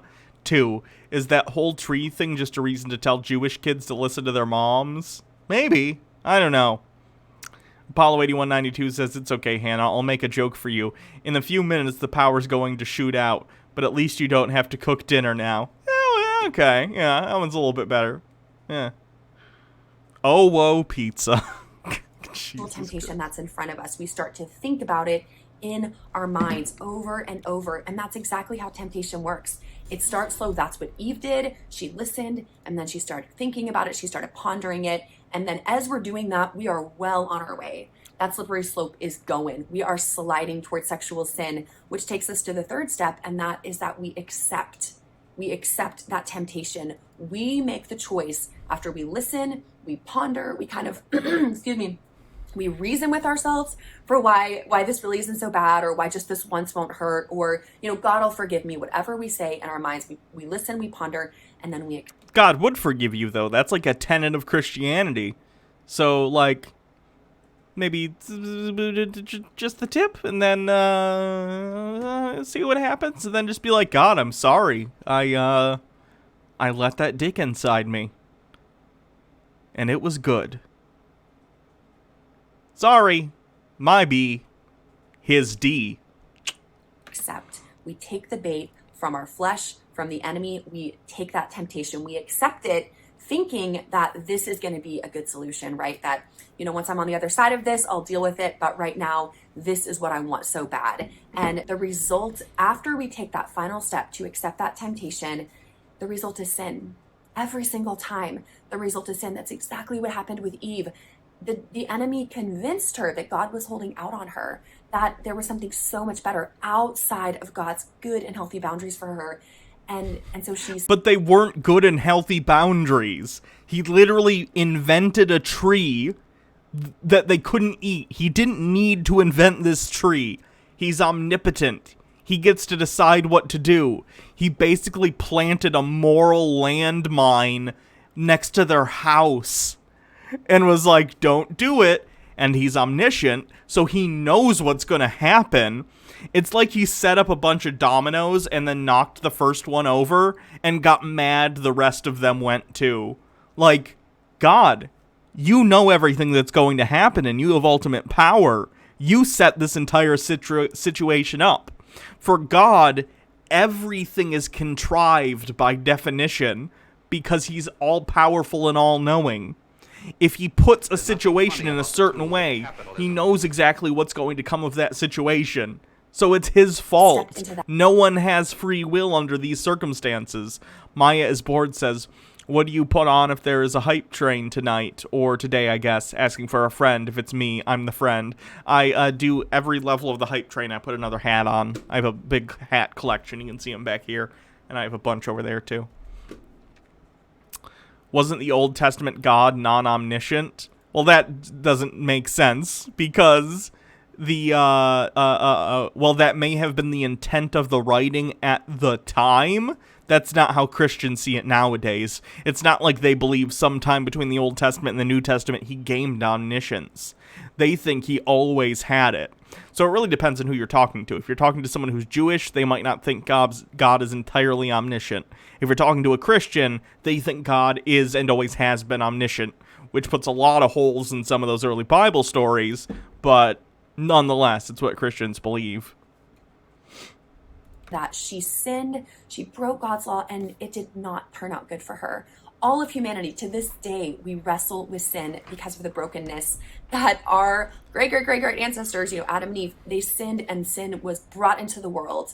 And we sin because... That's ridiculous, too, by the way. I think everyone agrees with that. Like, if we were to punish people's kids for what their parents did, we'd live in a very fucked up society. That's literally shit North Korea does when they, like, lock you up in their concentration camps. Then you and the next generation after that are sentenced to, like, life sentences, even though you're the one that did whatever thing that made them mad. That's totalitarian. That's sick. And you know what? Even North Korea only limits that to 3 generations, not literally into perpetuity, which is God's rule. Because we're sinners. It's in our nature. Now we can't escape it, and that is why Christ came. He died for sinners to redeem us, to give us a new life, to bridge a way for us to engage in our relationship with God again. That's why Christ came, so there's freedom to be had, but we're all affected by sin. And that temptation that Eve faced, the enemy's tactics, like I said, same tactics, different presentation, it's happening for us today. So as you engage in the battle against sexual sin, I really Blighting Helix says, okay, here's the thing. God has the ability to forgive us of original sin, right? That's a thing he can do. Yeah, he's omnipotent. Sorry. What did that process look like for you? And I guarantee if you really analyze it, you will see that when that temptation presented itself, you listened, you pondered, she is not a Mormon. Accepted, she's just a Christian.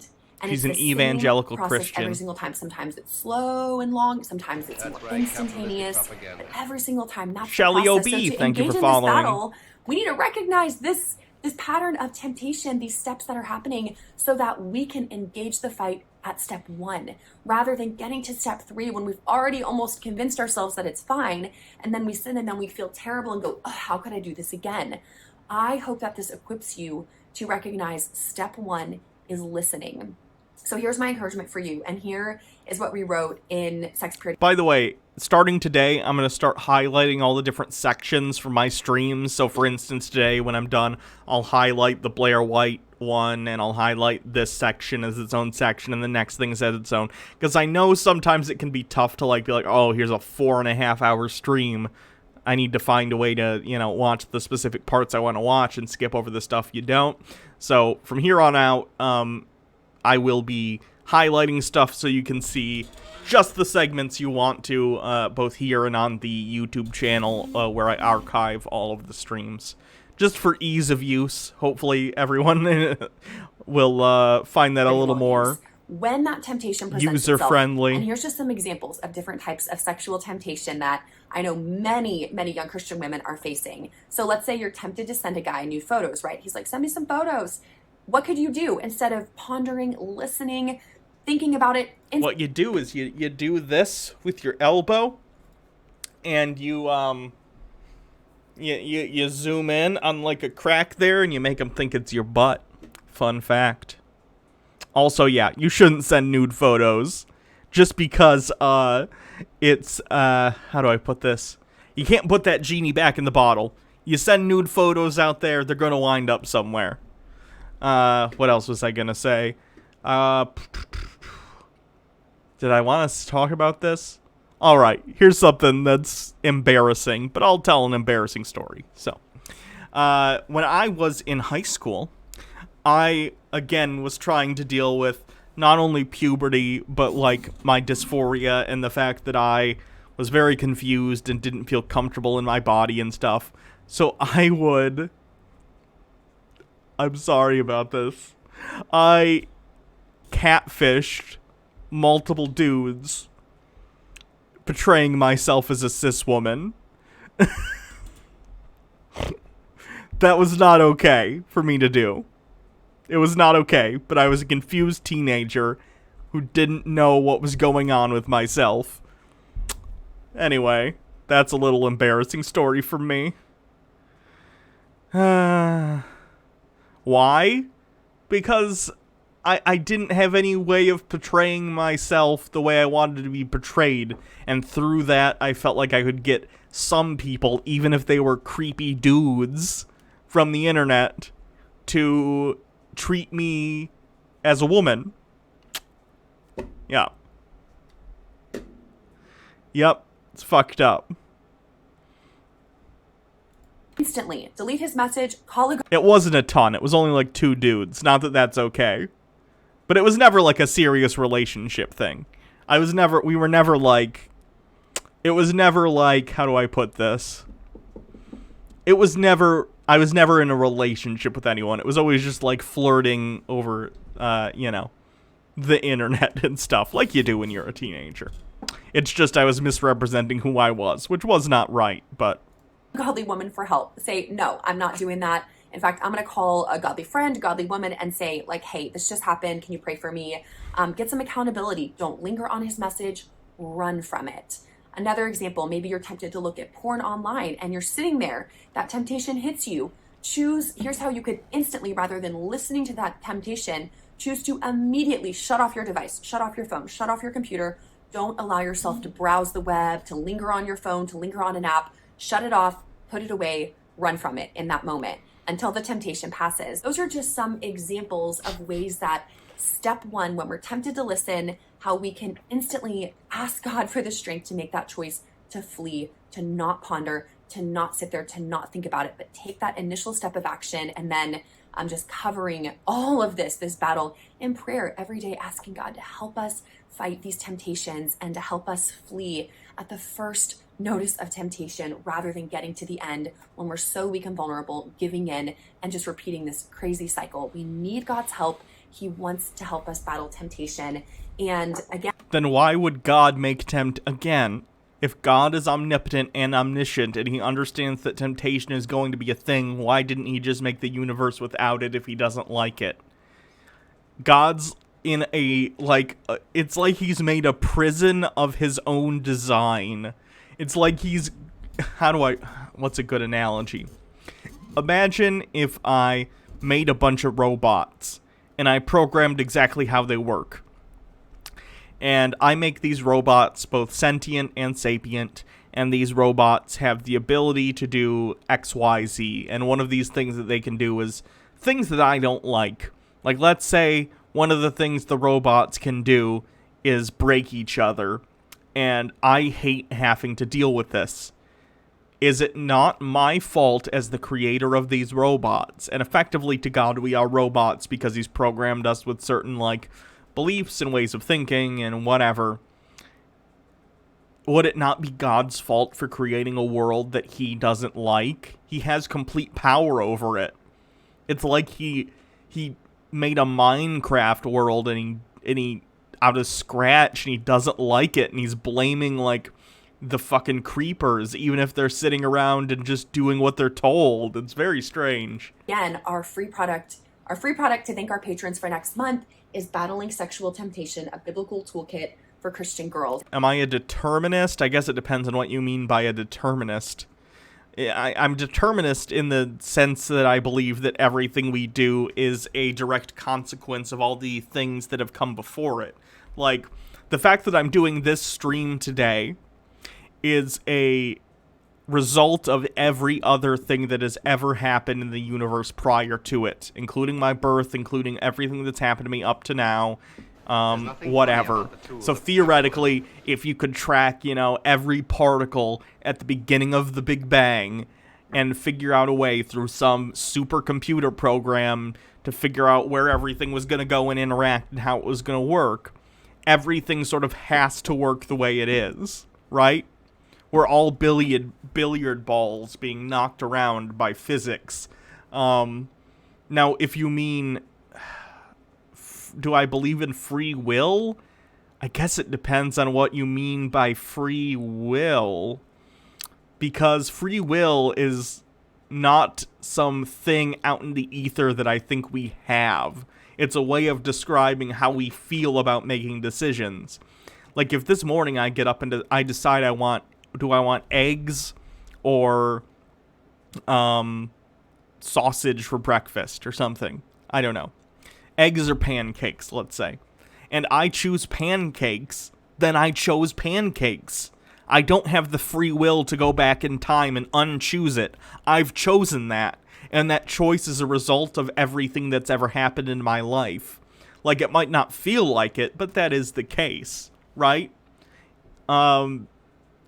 So, what do you mean by free will? Is basically the question, because it depends. Dudes spanking dudes. When I was 18, I think I had a 16-year-old flirt with me on, Amino. I back-searched the image he gave me, called him out, and found out he was 12. Ooh. Always back-search images, people. Also, it's a good thing soon after I knew, a bit after 18 or something, that wasn't to date younger than me. Just to note, I never engaged sexually with a 16-year-old. Good. Jesus. Sex purity and the longings of a girl's heart is a resource that I cannot recommend enough, because if I had... Basically, my answer to is I'm a determinist is, does it matter? Because if determinism is true, my answer is going to be what it is regardless, and if I have free will, then if I answer that I am a determinist, then I've just made the wrong choice. The answer to is determinism real, my answer is I don't care. It does not matter to me whatsoever, because what matters is that I feel like I have free will. My choices all feel free, and I am able to exercise my agency to the best of my ability, regardless of whether or not my choices are determined by some outside factors, which they most certainly are. Had the truths of God's word presented in a way that's relevant for our times as a young Christian woman.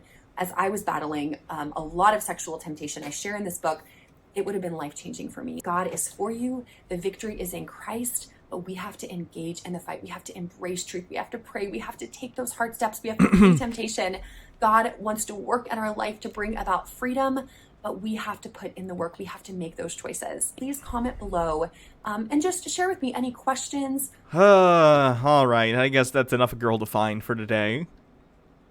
Nah, it's not right. I just will say there is that rumor about her being married to a dude who's been to conversion therapy, but I'm not gonna. It is what it is. If he is gay and decides to come out, everyone should support him, but until such a time, none of our business. Anyway. One Angry Gamer. You will remember this guy from his infamous Traitors of America list, which I have discussed before. Basically, anyone who supported Black Lives Matter or any sort of progressive cause is on this list. He considers, let's see, ACLU a traitor to America, 20th Century Studios, 2K Games, American Express, American Airlines, Ancestry.com, Apple, and Windows, by the way, AT&T, Atari, Audible. You know, you get it. It's a hilarious list. He's basically put every big company in the country on this list as traitors to America. Even companies that aren't based out of America, he considers traitors to America. Of course, there's a bunch of celebrities on the list as well. Where you go, Kiki?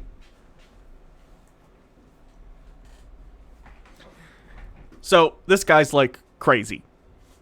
And he gets, like, super upset about minorities existing in video games. So let's read some of his recent articles, because I just wanted to check in and see how his attitude is doing, and whether or not he has changed his tune. Spoilers, he hasn't. Anyone in the Western world who isn't a right-wing wacko? Yeah. Kiki, where did you go? What are you doing? I'm gonna let Kiki out. Give me 1 sec, and then we can read this nonsense. Come on.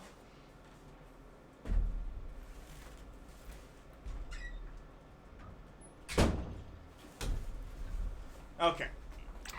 So, this is an article about Watch Dogs Legion. Is Kiki a dog or a cat? She is a cat. Thus the name Kiki. How about this? I know you wanted me to look at this for Tinfoil Tuesday. I will save it, and we will do it for next Tinfoil Tuesday, because I think it fits into that more so, and I already have stuff lined up for today. But I just remind me, and hopefully I will remember anyway, regardless of your reminder, because I know you wanted me to look at that yesterday really, really bad. Sorry, I didn't yesterday. I need to check out Mobility Mary more at some point, maybe, when I do like a entitlement day, when we do more like Karens and sovereign citizens. Does Kiki do deliveries of dead mice? I don't think she's ever seen a mouse in the house, but no, she usually just brings her toys and stuff, which is the closest she gets. Anyway, this is an article about Watch Dogs Legion, the third in the Watch Dogs series by Ubisoft. I enjoyed the Watch Dogs series. The first game was but I still enjoyed it. The second game's a lot of fun. I like the mechanics. I like the hacking. The driving's not the best, but, you know, it's a fun game. If not a little bit cringy in some of the writing. And, like, hello, fellow kids, but as long as you take it as satire, it's fine. They, of course, revealed the third game in the series, Watch Dogs Legion, which actually doesn't involve a main protagonist. The gimmick of this game is that you can recruit anyone on the street to be part of your team, and you can play as any of them. Sounds interesting, and this guy is mad because, of course, some of this involves people being diverse. So the title of this article is Watch Dogs Legion leaked screenshots surface showing off ugly cast of, quote, diverse characters. So he's mad that it's not a generic white guy protagonist. So we have this guy who's the one that's highlighted, looks like a normal dude in a nice suit. We have, looks like sort of an alt-punk girl with a shaved head and some piercings, an older woman in some sort of hard hat, random dude who might be white. I'm not sure. I have no idea, nor does it really matter to me. And then we have a black dude who looks like a cop. And then we have like some potential recruits down here. So let's see what he has to say. It's going to be real cringy. I guarantee it. Remember, these are his words, not mine. Ubisoft sits among the many companies and businesses on the Traitors of America list. Oh no.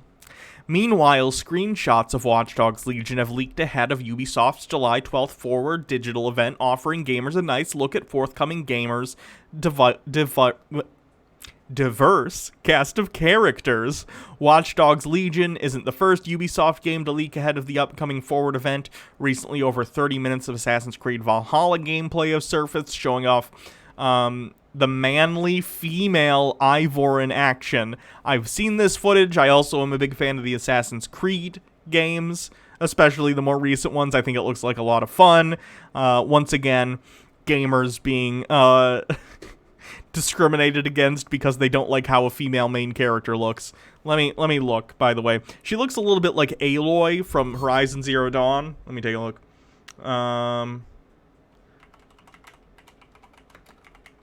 Assassin's Creed Valhalla. He believes that the female main character looks manly. I disagree. They look like a Viking. That's, of course, the male main character. This is the female main character. She just has her hair back, and she's wearing a bunch of fur armor. The fact that he thinks she looks like a man is hilarious to me. Again, even if she did, who the fuck cares? Who the fuck cares? The game isn't a sex simulator. It's a Viking game. Anyway. Watch Dogs Legion. Oh, already read that. Speaking of current year characters, coming in as no surprise, Watch Dogs Legion features some characters that look like they would crash down on Earth in a spaceship or simply hailing from California. They look like people. What are you talking about? Do you think white people are the only people on this fucking planet? Jesus Christ. Vikings were one of the societies that almost full egalitarianism. I didn't know that. Why are so many video game chuds afraid of buff ladies? Because they're already insecure enough around muscular men. Muscular women are too much for them. Her fur armor isn't a bikini, says man. Yes.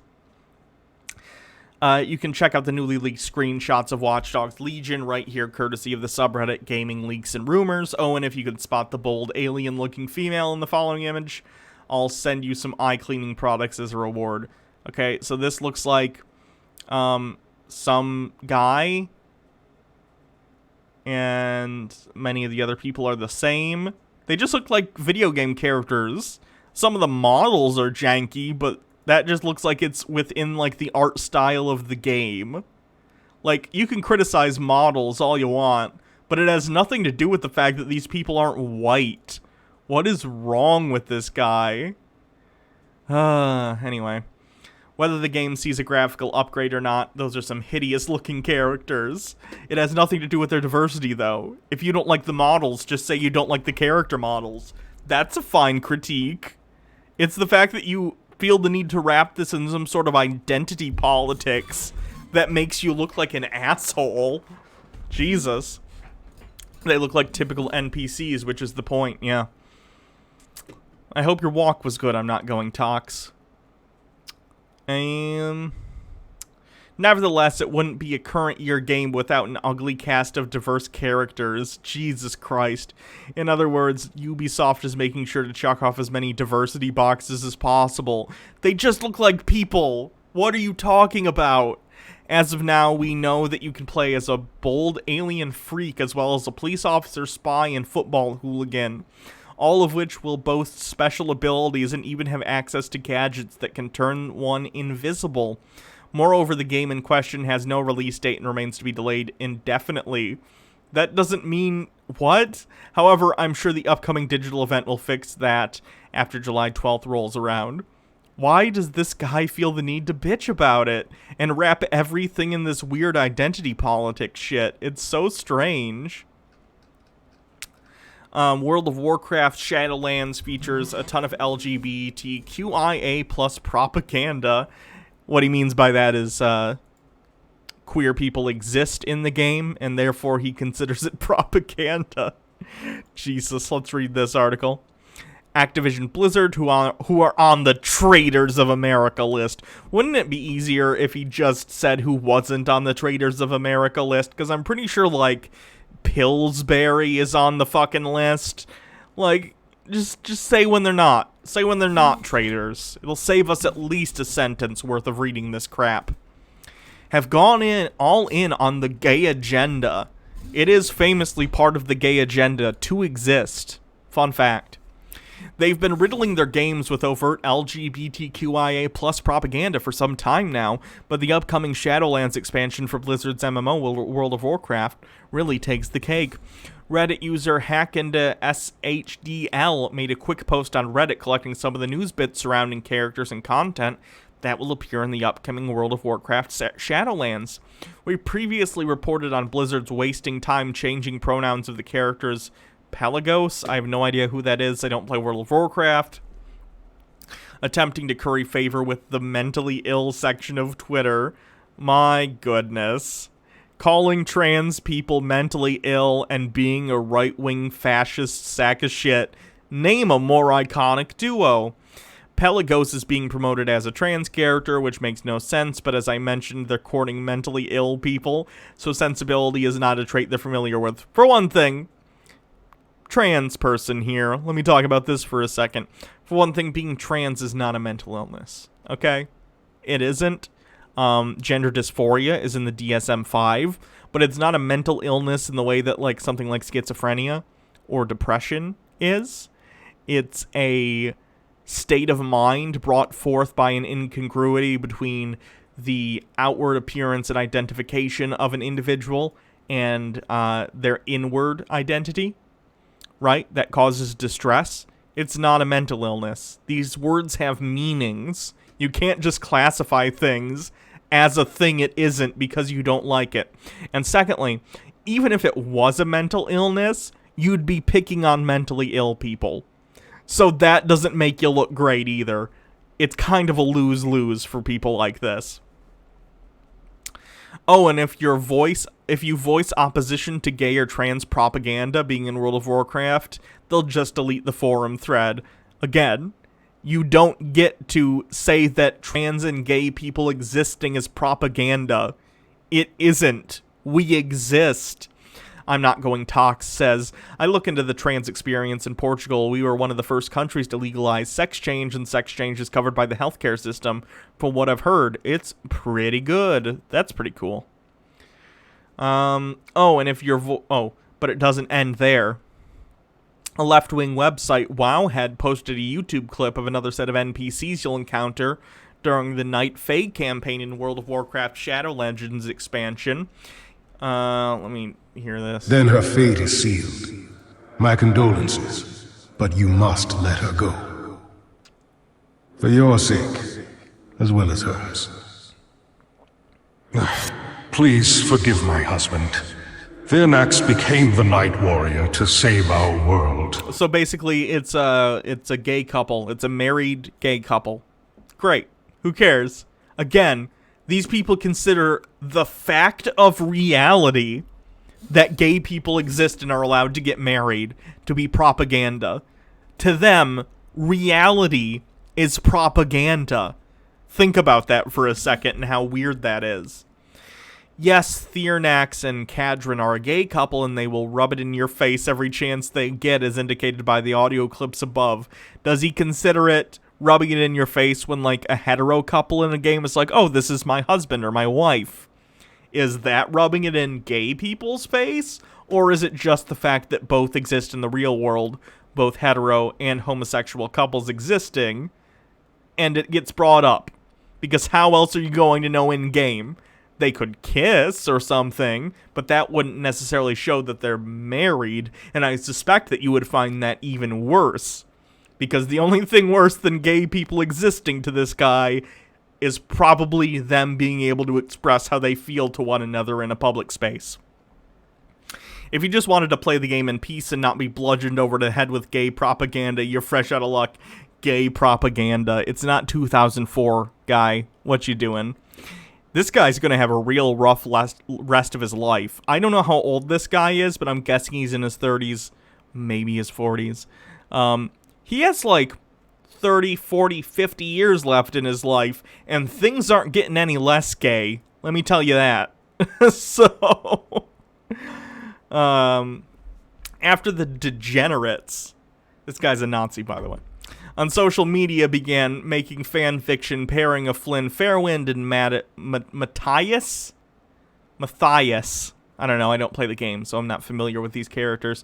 Shaw, a gay couple, Blizzard decided to canonize the fan fiction by forcing Flynn to become gay in the book Exploring Azeroth, The Eastern Kingdoms, as reported by Blizzardwatch. Think about how loaded this wording is, forcing Flynn to become gay. That's right. He's a fictional character. You can't force him to be anything he's not. Justin Clark, thank you for following. You can't force a fictional character to be something. If you own the property and you write something about that character, that's what they are, because it's a fictional character. Acting like you're forcing a fictional character to go through conversion therapy because they're not the sexuality you wanted them to be. Yikerinos. That's a lot of fragility, Batman. Yes, there are now gay pirates in World of Warcraft. Oh boy. Wait until you hear about the Navy.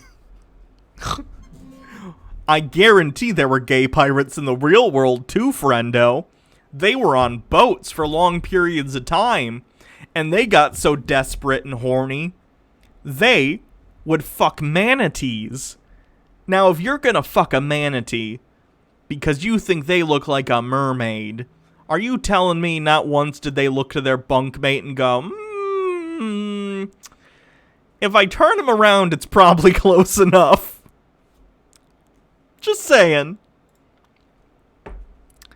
You may as well open a Pornhub account for your kids at this rate. Oh no, gay people existing is the same as hardcore anal porn.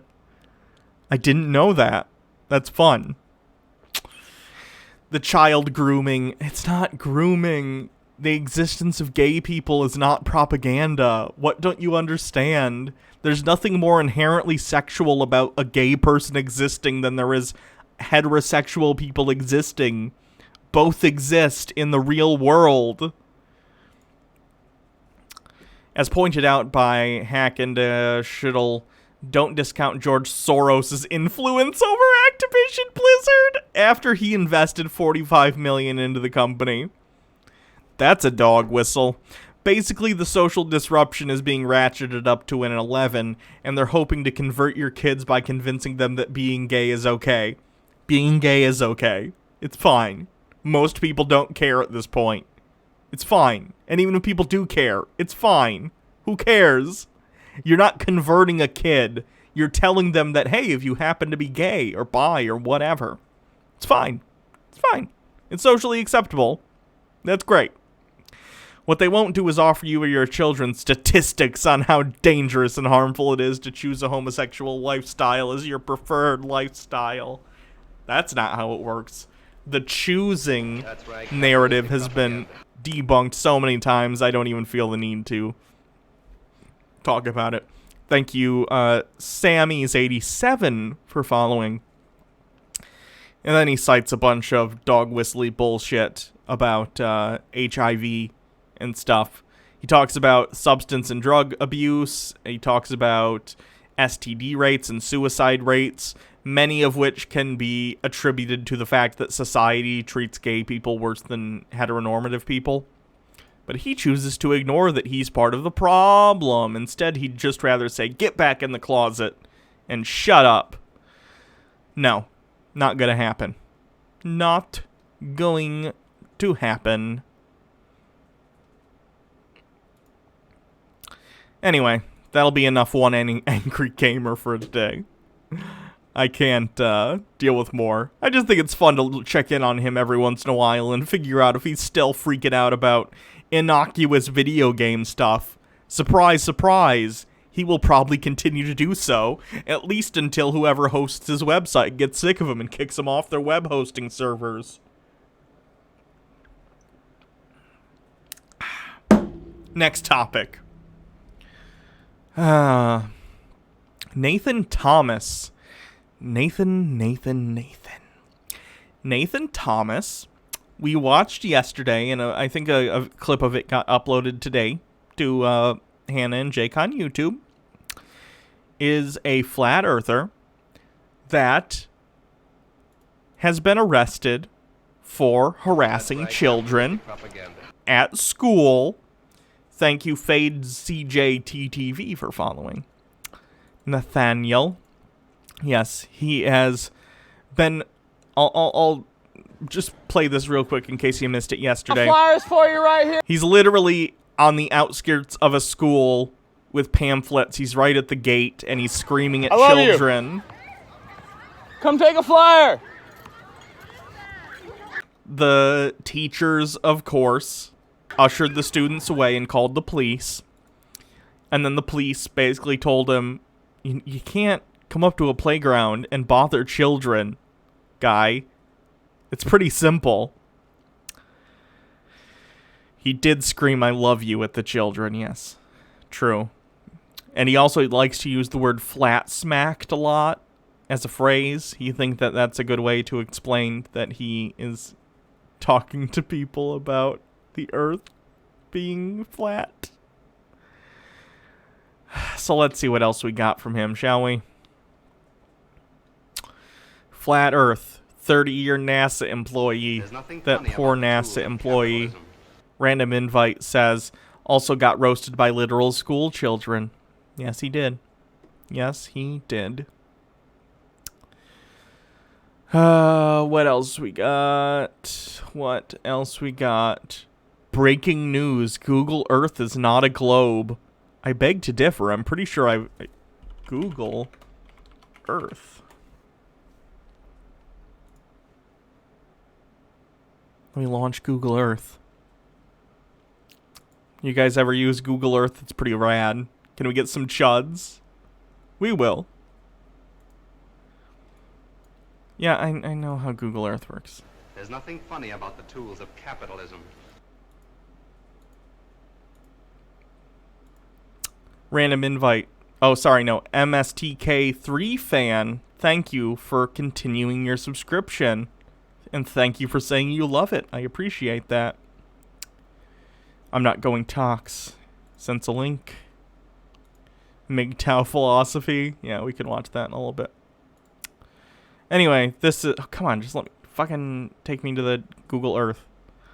So this is Google Earth. It's really rad. It's amazing that we live in a day and age where this is a tool where you can literally see the entire planet and zoom in anywhere and get, you know, an idea of what things look like. So let's zoom in. Let's go to around where I live. I'm not going to put in my address because I'm not going to dox myself, but let's look around-ish where I live, shall we?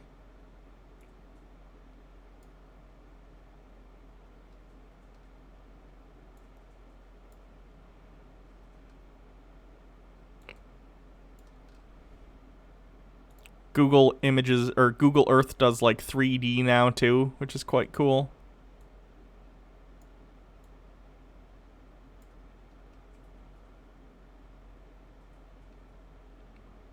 I don't know if you've seen this, but they like 3D model it now.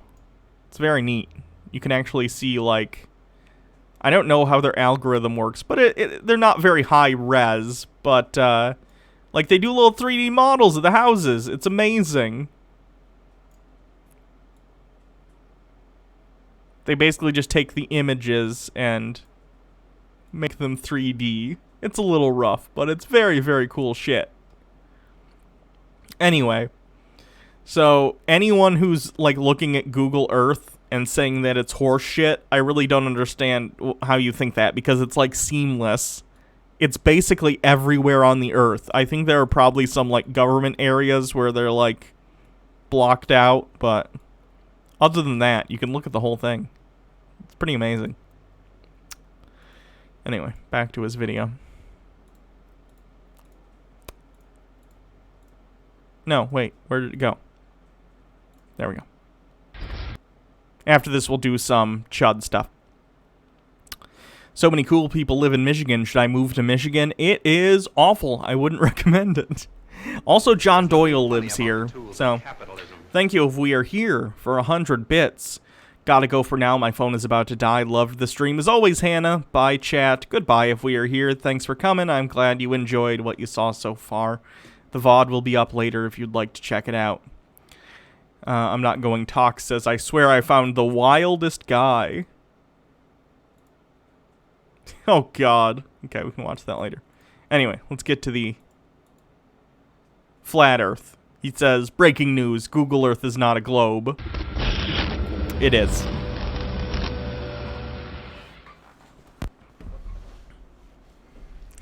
He's got a NASA shirt that says lies. So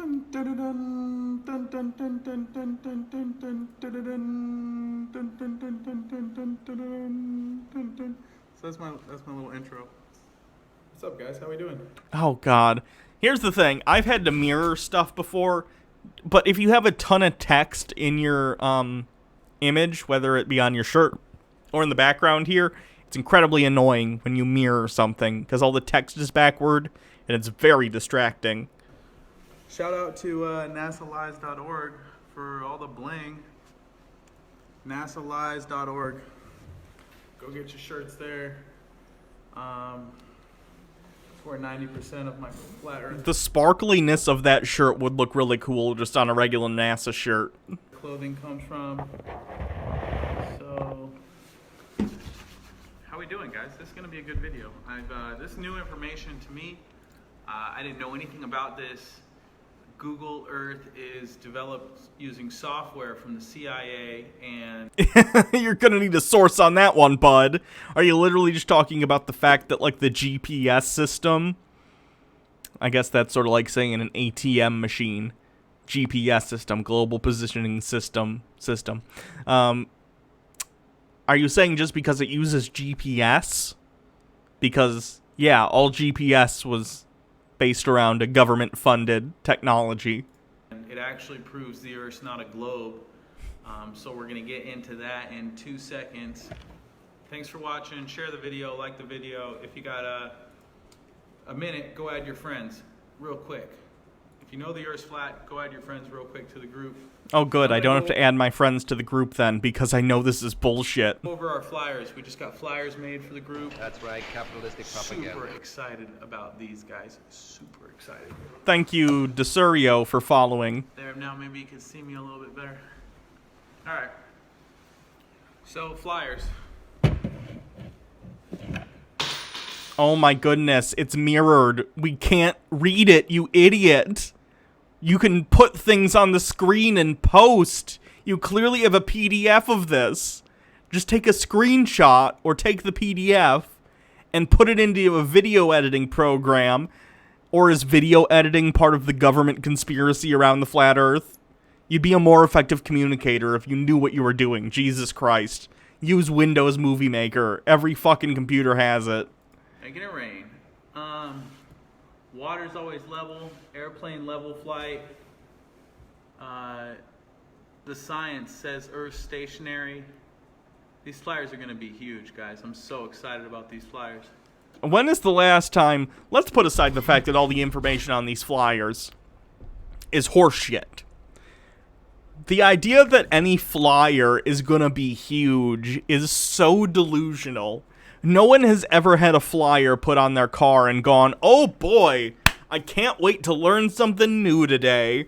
Most of the time, it's some awful bullshit weird thing. It's either proselytizing for a church, or it's like, you should, or it's something like this, where it's like some crazy flat earth person. No one likes this. at very best, you'll get a thing that's like, we're having a pancake breakfast at the fire station. You'd be like, fuck yeah, free pancakes. I want some pancakes with some fire people. Fuck yeah. This is not good. No one has ever been like, oh, guys, did you see this new flyer going around? It's amazing. It's the best thing since sliced bread. Proof number 4, the horizon always rises to eye level. Proof number 5, we see too far. Proof number 6, the dome is real. 7, like, how did he put this into his, like... 8, crepuscular rays. I guess maybe I'm making a huge assumption and assuming he even has an editing program. But typically, if you're doing anything on YouTube, you would put your video into the editing program. Wouldn't you look at this and go, this is not visually appealing, everything's backwards? 9, gravity's magic. 10, boats don't disappear behind a... Take 2, maybe? No? Continue? Alright. This is just the minimum effort. Just gonna film it and upload it. No second takes. Cat-like reflexes, guys. Boats don't disappear behind a curve. So they do. Flyers are coming in, and then we got on the other side of the flyer all this goodness right here. So that's going to be the front page of the flyer. There's right nothing there. funny about the tools of capitalism. Then they got all this NASA. Daddy Sume says, I'm always excited to get chick tracts. I have people in my city who put them up all over public transit. That's true. So that's a very particular kind of person who likes getting a chick tract, though. For the shirt, man. These are super blingy. Like you take this jacket off. It's a little gaudy, but if they had a NASA shirt like that, I'm not gonna lie, I'd probably get it. Over there. So definitely worth checking out. Hi, Christy's in the group. Hi, Christy. All right, Christy, you're gonna learn something today. I promise you. We haven't talked about this yet. The anniversary of sliced bread was yesterday. That's interesting. I didn't know that. Chapter 20 of Flat Earth Bible here, guys. The greatest lie on earth, proof our world is not a moving globe, by Edward Hendry. Make sure you get this book for sure. It's been updated. The first version only had 27 chapters. This one has 37 chapters. This was not included in the original book. So when I first read this book 2 or 3 years ago, none of this information was in there. This is all new to me. So hopefully it'll be new to you. I mean, being the founder of this group, like, I see everything pretty much. It all comes across my desk, my iPhone. But this was new, and so wanted to touch on this. Pretty interesting stuff we're going to get into. 1 second. What's editing? Jesus Christ. Here we go. Are you ready? Was it a live stream? All right, here we go.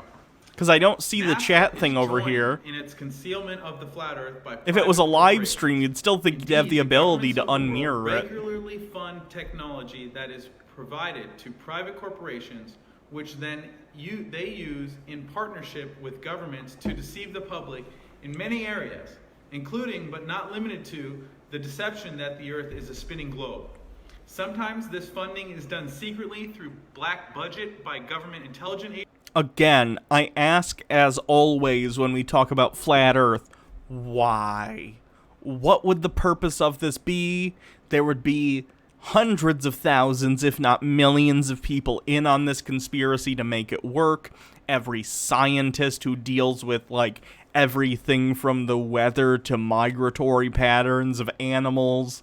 It would have to involve every airline pilot, everyone who deals with, like, bridges or any sort of construction over long distances, because you do have to account for curvature over certain distances. It would have to involve every world leader, everyone in, like, the military that, like, makes decisions.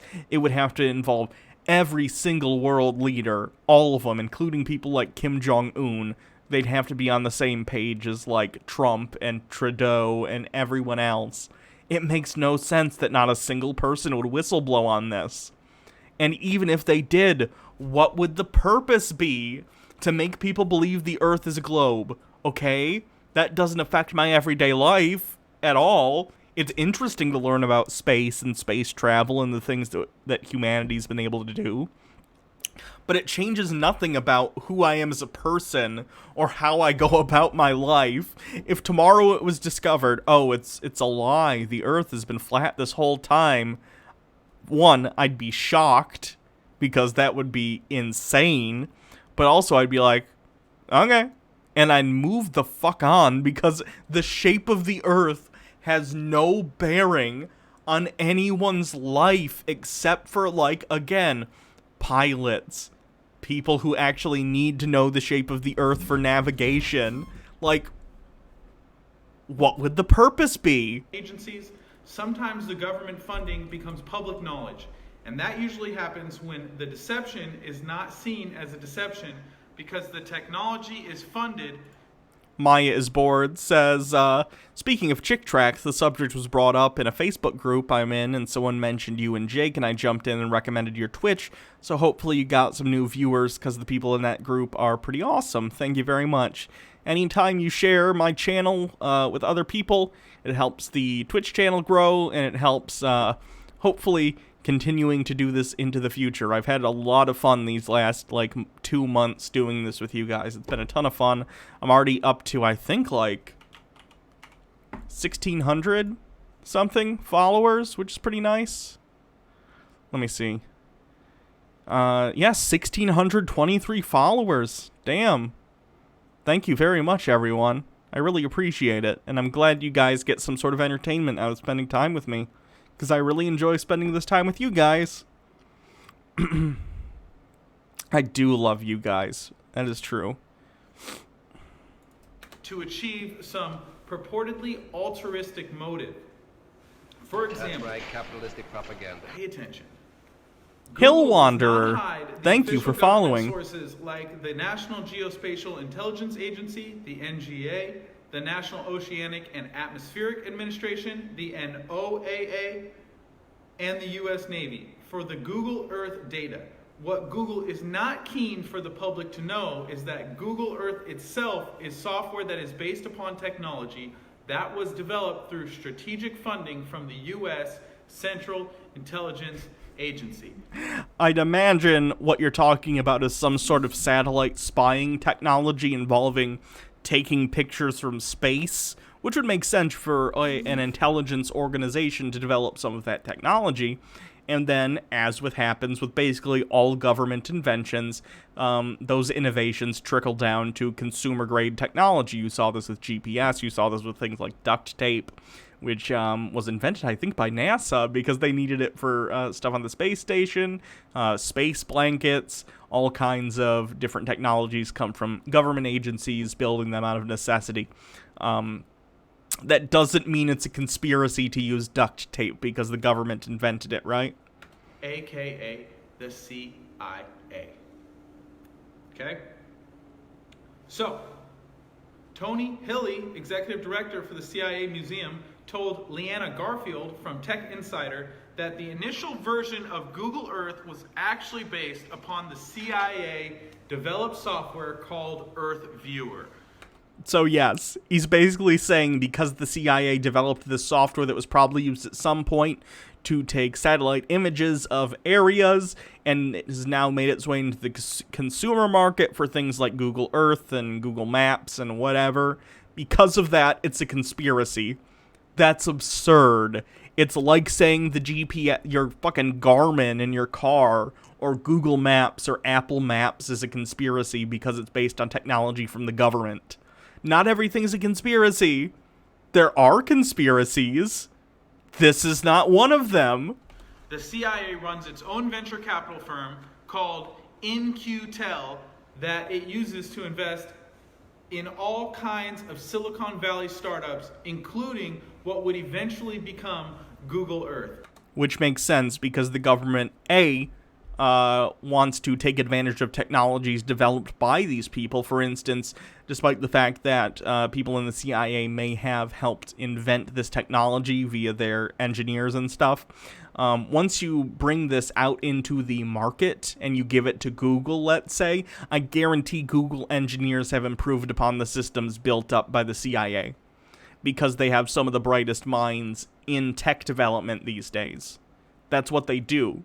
The government wants to improve this equipment, therefore they license it to companies like Google, allow them to fiddle around with it, and then they benefit from the improvements made to it as well. What's up, Esteban? Good to see you, bro. Esteban's one of my Patreon members. Dude, I love you for your support, but also you're awesome, man. You're one of my favorite flat earthers. In San Francisco, if you don't know Esteban Anillo, make sure you add him. Good to see you, bro. All right, guys. So EarthView was developed through a strategic investment in 2003 from the CIA-funded venture capital firm In-Q-Tel in a company called Keyhole Incorporated. Keyhole was a pioneer of interactive 3D Earth visualization and creator of the groundbreaking... Why did he air quotes? That's what they are. They're a pioneer of satellite imaging of the Earth. Why is that in air quotes? Does he not know what air quotes are for? Rich mapping Earth viewer 3D systems. CIA worked closely... Oh no, J.K. Rowling's now spouting Nazi talking points. Let's take a look. Oh, it won't load. Did she delete it? That's a shame.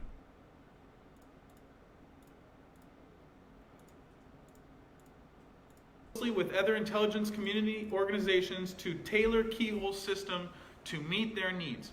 Google then purchased Keyhole in 2004 and used its technology. Well, the link doesn't work for me. I'll try it again, I guess. No, doesn't work. I've been blocked from performing this action, it says. I don't know why. Am I blocked from that person, maybe? I have no idea. Either way, I can't see it. Technology to bring about Google Earth. Do your research, guys. Maybe JK blocked you? It's possible.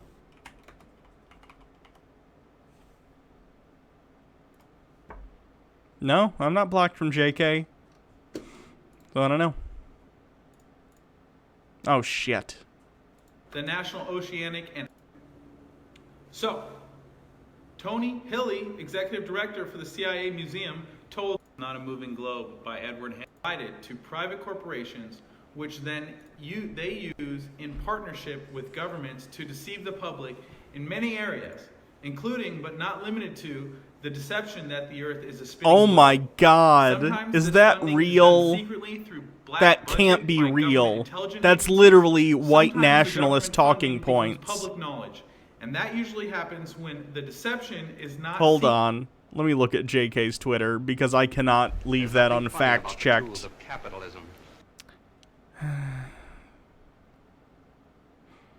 I'm not seeing it so far. Which is good, because that would be... Wait. We must... Yeah, no. Someone made that screenshot up. That's not real. It's funny, but I want to be clear, you know. I don't want to give you guys a false impression that she said something she did not. Anyway. Seen as a deception because the technology is funded to achieve some It's from a parody account. Yeah, gotcha. purportedly altruistic motive. For example, pay attention. Google does not hide the official government sources like the National Geospatial Intelligence Agency, the NGA, the National Oceanic and Atmospheric Administration, the NOAA, and the U.S. Navy for the Google Earth data. Yeah, why would they hide that? It's a thing. The tech industry works with the government all the time. Google is not keen for the public to know is that Google Earth itself is software that is based upon technology that was developed through... Okay, but, like, it's in this book, so clearly it's public information, otherwise you wouldn't have been able to source it. ...strategic funding from the U.S. Central Intelligence Agency, a.k.a. the CIA. Okay? So, Tony Hilly, executive director for the CIA Museum, told Leanna Garfield from Tech Insider that the initial version of Google Earth was actually based upon the CIA developed software called Earth Viewer. Okay, and? CIA runs its own venture capital firm called In-Q-Tel that it uses to invest in all kinds of Silicon Valley startups, including what would eventually become Google Earth. What's up, Esteban? Good to see you, bro. Esteban's one of my Patreon members. Dude, I love you for your support, but also you're awesome, man. You're one of my favorite flat earthers. In San Francisco, if you don't know Esteban Anillo, make sure you add him. Good to see you, bro. All right, guys. So EarthView was developed through a strategic investment in 2003 from the CIA-funded venture capital firm In-Q-Tel in a company called Keyhole Incorporated. Keyhole was a pioneer of interactive 3D Earth visualization and creator of the groundbreaking rich mapping EarthViewer 3D systems. CIA.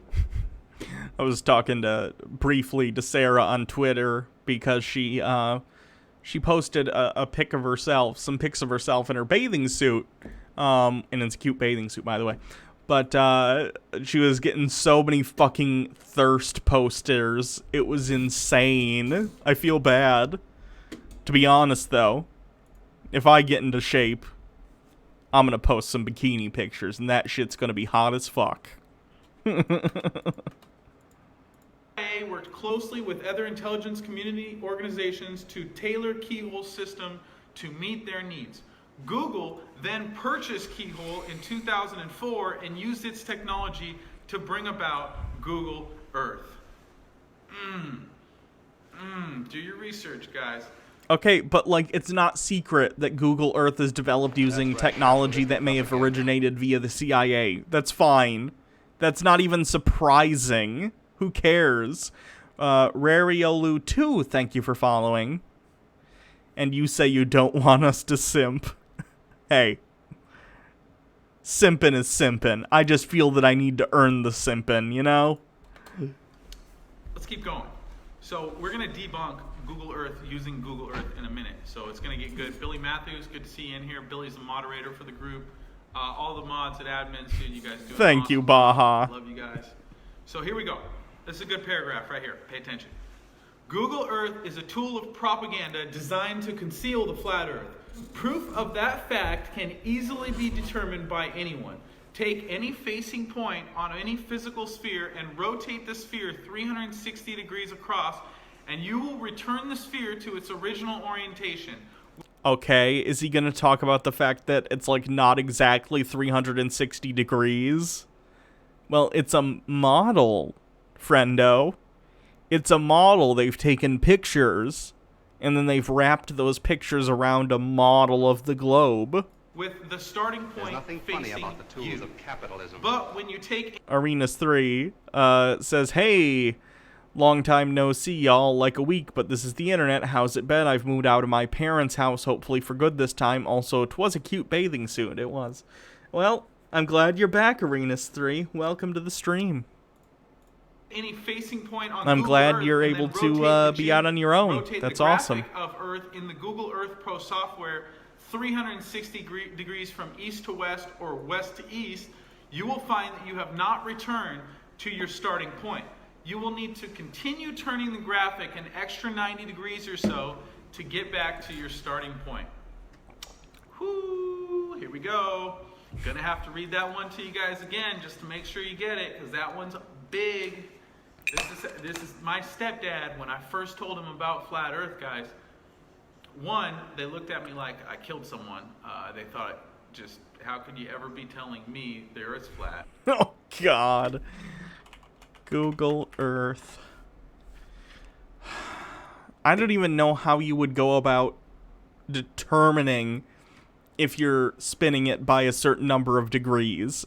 I don't use Google Earth enough to know if there's a tool that allows you to do that specifically. Because if there isn't, then I have a feeling that whoever decided that and measured it is probably wrong. You know what I'm saying? Because I don't think there's a way to there's like latitude and longitude, but that's about it. So I don't know. Anyway. Right? And then my dad said, well, what about Google Earth, Nathan? You know, that fluoride stare that we all get? Dean Odell, good to see you, bro. If you guys don't follow Dean Odell, make sure you go subscribe to him on YouTube. I love you, bro. I'll see you at Matt Long's wedding. I heard you're gonna marry him. I'm allegedly like hosting the wedding, or I'm gonna be the MC or something. So Super excited about that. I'm going to read this paragraph for you, Dean. Don't leave yet. This paragraph's good. This is how we debunk Google Earth using Google Earth, okay? Google Earth is a tool of propaganda designed to conceal the flat Earth. Proof of that fact can easily be determined by anyone. Take any facing point on a physical sphere and rotate the sphere 360 degrees across, and you will return the sphere to its original orientation. On a perfect sphere, but the Earth is not a perfect sphere, it's an oblate spheroid, and it has a bulge at the equator, so it's going to vary somewhat depending on where you are, because the Earth spins on an axial tilt. So if you put the Earth up exactly straight, as you would consider it from a map, it's going to vary somewhat, because, for one thing, elevation is a thing, and that's going to be taken into consideration in terms of surface area. But on top of that, you also have the bulge at the equator due to centripetal force. With the starting point facing you. But when you take any facing point on Google Earth and then rotate the graphic of Earth in the Google Earth Pro software 360 degrees from east to west or west to east, Dean Odell's my hero too, you will find that you have not returned to your starting point, guys. So if you rotate Google Earth 360 degrees, you will find that you do not Okay, but, like, in what way are you doing that? Let me see if I can find anything on this. Google Earth 360 degree? I don't know what that...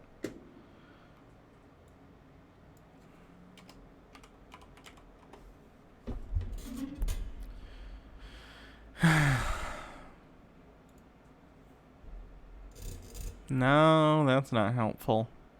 There's also, it's a feature called 360 degrees that you can use with VR, so you can look around like Street View stuff, which makes it hard to find things in terms of degrees. To your initial point. Yikes. You will need to continue turning the graphic an extra 90 degrees or so to get back to your original starting point. Mike Hemlick argues that this phenomenon described above is caused by the fact that Google Earth is 3D globe being depicted on a 2D screen. He claims that it is therefore impossible to spin Google Earth image precisely 360 degrees on the surface. Hemlick points seem to have merit. So the problem is with Hemlick's argument is that the phenomenon becomes even more pronounced as the Google Earth image is expanded. Indeed, anyone will find that when the Google Earth image is enlarged, he must turn the Google Earth image another 180 degrees to get... Okay, so I'm assuming this guy's just completely misunderstanding what he's doing then. Like, on what is he basing the fact that it is, like, a degree? How is he making sure he's spinning exactly 360 degrees? The fact that this changes based on how far he's zooming in is telling me that he's completely mismeasuring this. Because even if it was incorrect, it wouldn't be incorrect in different ways, right? Back to his starting point. If what Hemlick is saying is I did true, talk about Blaire already, yes, that was the first thing we talked about. But there'll be a VOD and highlights of this later on, and each segment will be its own highlight, so... His explanation would explain the phenomenon no matter how large the image is on Google Earth. But his explanation does not account for the full 180-degree error in rotation on the enlarged Google Earth image. In the end, what this means is that Google Earth is not a true depiction of a spherical Earth. Rather, it is software that is depicting a flat Earth. Is his big reveal that Google Earth is not the literal Earth, but it is in fact a model of the Earth? Because, yeah, that's what it is. It's a 3D model of the Earth. To look spherical by using computer algorithms. Boom. Eat, sleep, debunk the globe, repeat. Does this guy have a job? Is this his job? He only has 13,000 subscribers, so it can't be, right? That is beautifully laid out, Edward Hendry. I hope you see this video. I'm probably going to download this video and upload it to my YouTube.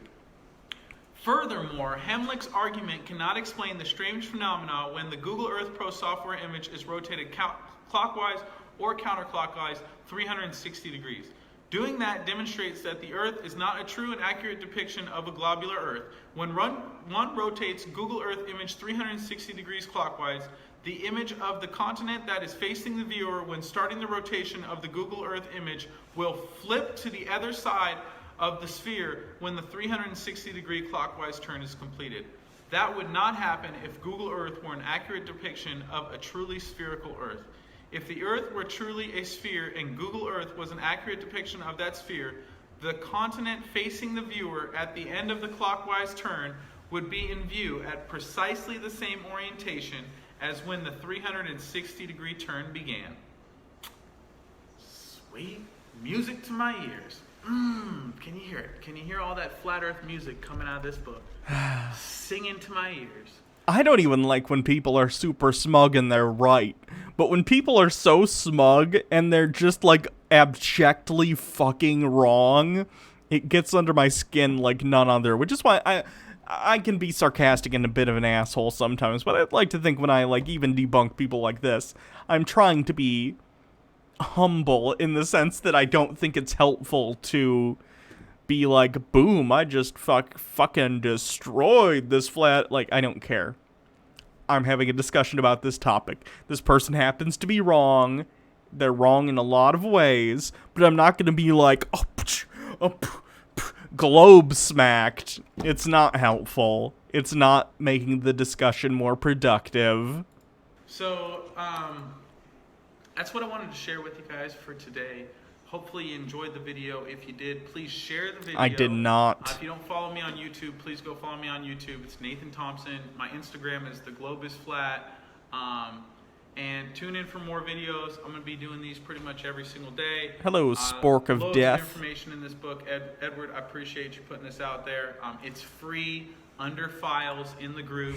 So if you want any of the information in this book, you just go to files in the group. And click The Greatest Lie on Earth by Edward Hendry.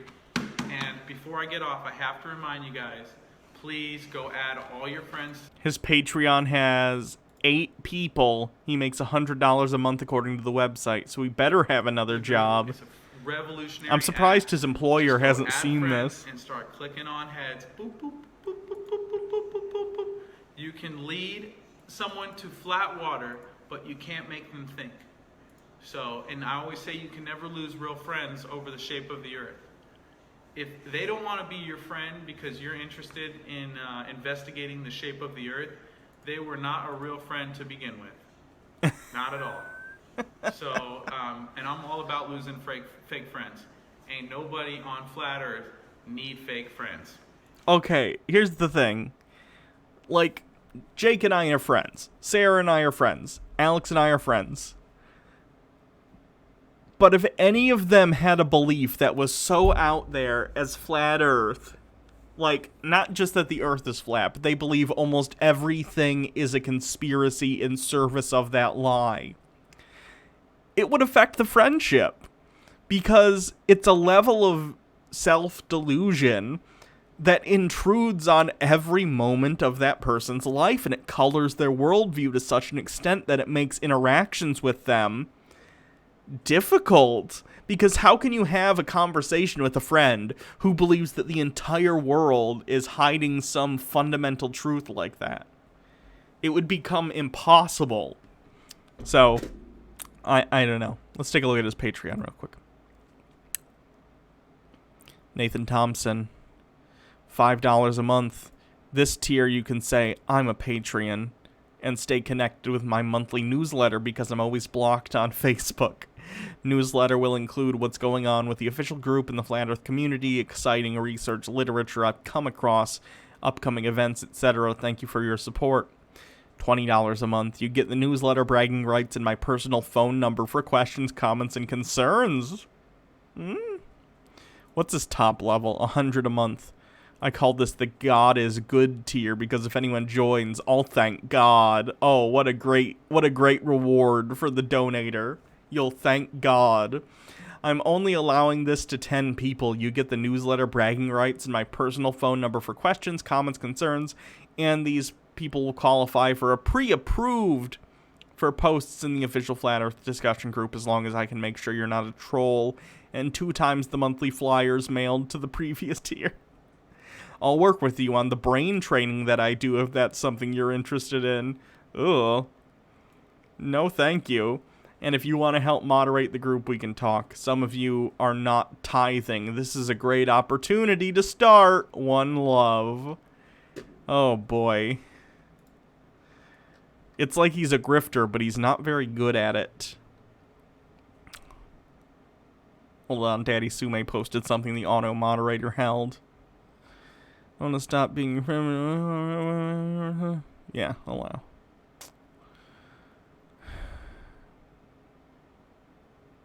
Anyway, that's it for this dude for today. That's enough of him. But he's an interesting guy. And he's certainly a flat earther that I want to cover in the future. Next. What's this?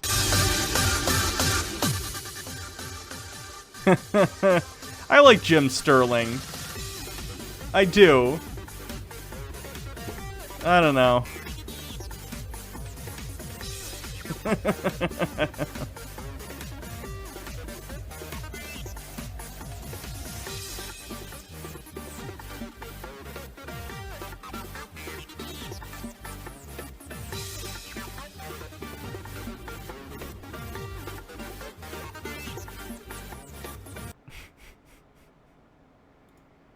Someone says, please watch this, OMG. Oh my god, again? Fine, we'll watch this again, because it's always funny to me. Is in honor of George Floyd, and I really hope we can see more unity and more peace when already things are so difficult.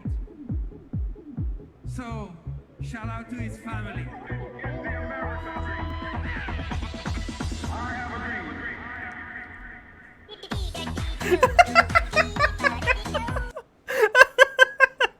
That's never not funny to me. This record,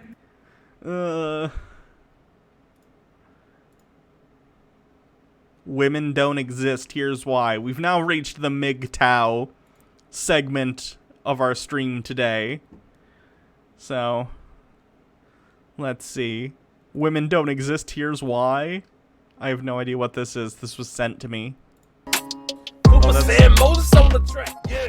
that's loud. Sorry.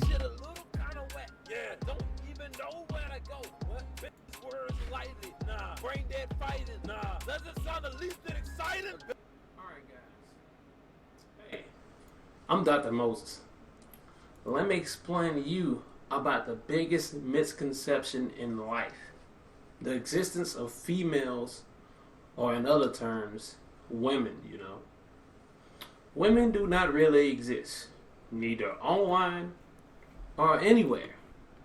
Why do you think your DMs are always empty? Your phone is dry. You're waiting for years with no reply. Let me explain to you why that is. Think about it. Have you ever seen a real woman before? I'm not talking about your families. I'm not talking about these Instagram chicks. I'm not talking about none of that. Your cousins, sisters, aunts, grandmas, moms, nieces, or whatever female that possibly exists in your family. I'm not talking about them. Plus, we're not on that cousin make dozen shit. Think about it. Now, let me get my book of the human anatomy right quick. Let me get my biology book right quick. Oh, I'm going to show you the pages on the screens. You can go through it with me. We will discuss this right now. They have a flatter chest that's sometimes different. What they have the same type of the sound mixing is so bad. Anatomy. They even have a penis. Very, very small. You can't really see it. And a set of ball-like materials on the inside of them. They're called ovaries. But this has got to be like a parody, right? Kind of oval-like, kind of round, just like balls. You better stop eating them goddamn animal crackers, you son of a... This is a parody. There's no way he's real. There's no way. Okay, MGTOW philosophy. Men don't exist by man-woman myth. Alpha male guide. This was also sent to me. Okay.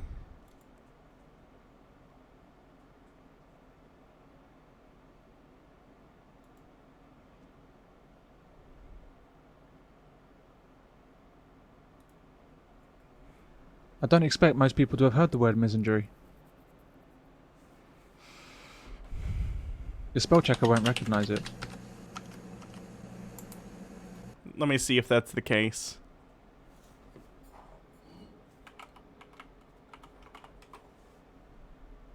Actually, Google does. Google literally does.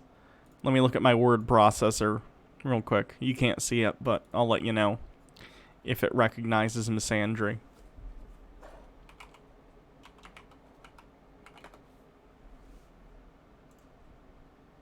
No, mine doesn't either. Interesting.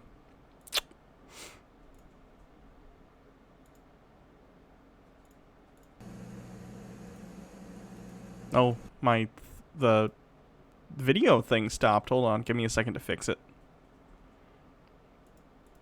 There we go. The word misogyny, on the other hand, is very well known. Okay. Here's the thing. Misandry is a word. Google recognizes it, and I'd imagine at some point word processors will too. But the reason fewer people know the word misandry, because misogyny is a more prevalent occurrence in day-to-day life. I know you don't like that answer, but that's the answer. That's why. Misandry does exist, however, and is there to be seen in media output, in the workplace, in education. In fact, in most areas of life in the Western world. Misandry tells us that men do very bad things, and they do them all the time. They rape women, they molest children, they beat their wives, they sexually harass their colleagues, they're deadbeat dads, they start wars, they can't communicate, they're controlling, they smell, they're hairy, and they don't wash. Okay, a lot of these preconceptions come from men, though. Like the ones about not showing emotions. I've seen far more men pushing that narrative that, oh, alpha males don't show their emotion, beta males are all touchy-feely and they share their feelings with people. In terms of the other stuff, I don't typically see people saying that, like, all men are this, all men are that. I'm sure that messaging exists, but what we're talking about is the fact that there is a huge epidemic of men who do perpetrate crimes. I'm not blaming the fact that you are a man on that. However, it seems that within our society, men are not taught well enough how to behave like human beings. You see this in the boys will be boys mentality when raising kids, letting guys kind of get away with more than girls would. Again, I'm not saying this turns every man awful, but I am saying it allows people who are more prone to engage in damaging others, whether it be via abuse or whatever. It allows them to go through their childhoods without being corrected about the correct way to behave. So who are these men that the media keeps informing me about? I heard they kidnap little children and drink their blood from little plastic cups that they make themselves from detergent bottles. Real live men, and nothing like the depiction routinely broadcast on our televisions day after day. I mean, let's be clear here. When I'm at the cash point, I'm looking over my shoulder for men, not women. But the fact remains that the bad that men do pales in comparison with the greatness of men. Oh God. Again. I'm not telling you feel bad because you're a man. No. If you're a good person, regardless of your gender, feel good about yourself. That's fantastic. But you can also talk about systematic issues. And the fact is, violent crime is more often committed by men. So we can talk about why that is, but it's not helpful to ignore that fact, right? When you look at the role of men at all levels of society, from leaders to street cleaners, men are fantastic examples of humanity.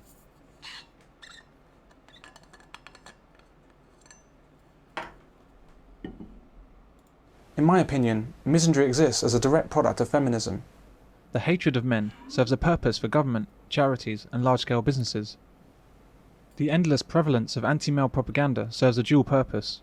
It's done primarily to turn women against men. But it's also about turning men against themselves and getting men to think the worst of themselves. It's about creating guilt. Feminism is responsible for poisoning our view of men to the extent that men have become what can only be described as a disposable sex. No. No. The attack on men is carried out at many levels of society and across many different issues. Specifically, men are targeted in the realms of domestic violence, child abuse, fatherlessness, equality, health, and education. Oh boy. Okay, so let's kind of cover some of this stuff. Domestic violence. Domestic violence is a problem. It is a problem. Women can also be perpetrators. That is the case. I don't think anyone disagrees with that except for assholes. Child abuse. I don't know what you're specifically talking about. Are you talking about the fact that male children also get abused? Or are you talking about the fact that men are seen as child abusers or more likely to be such?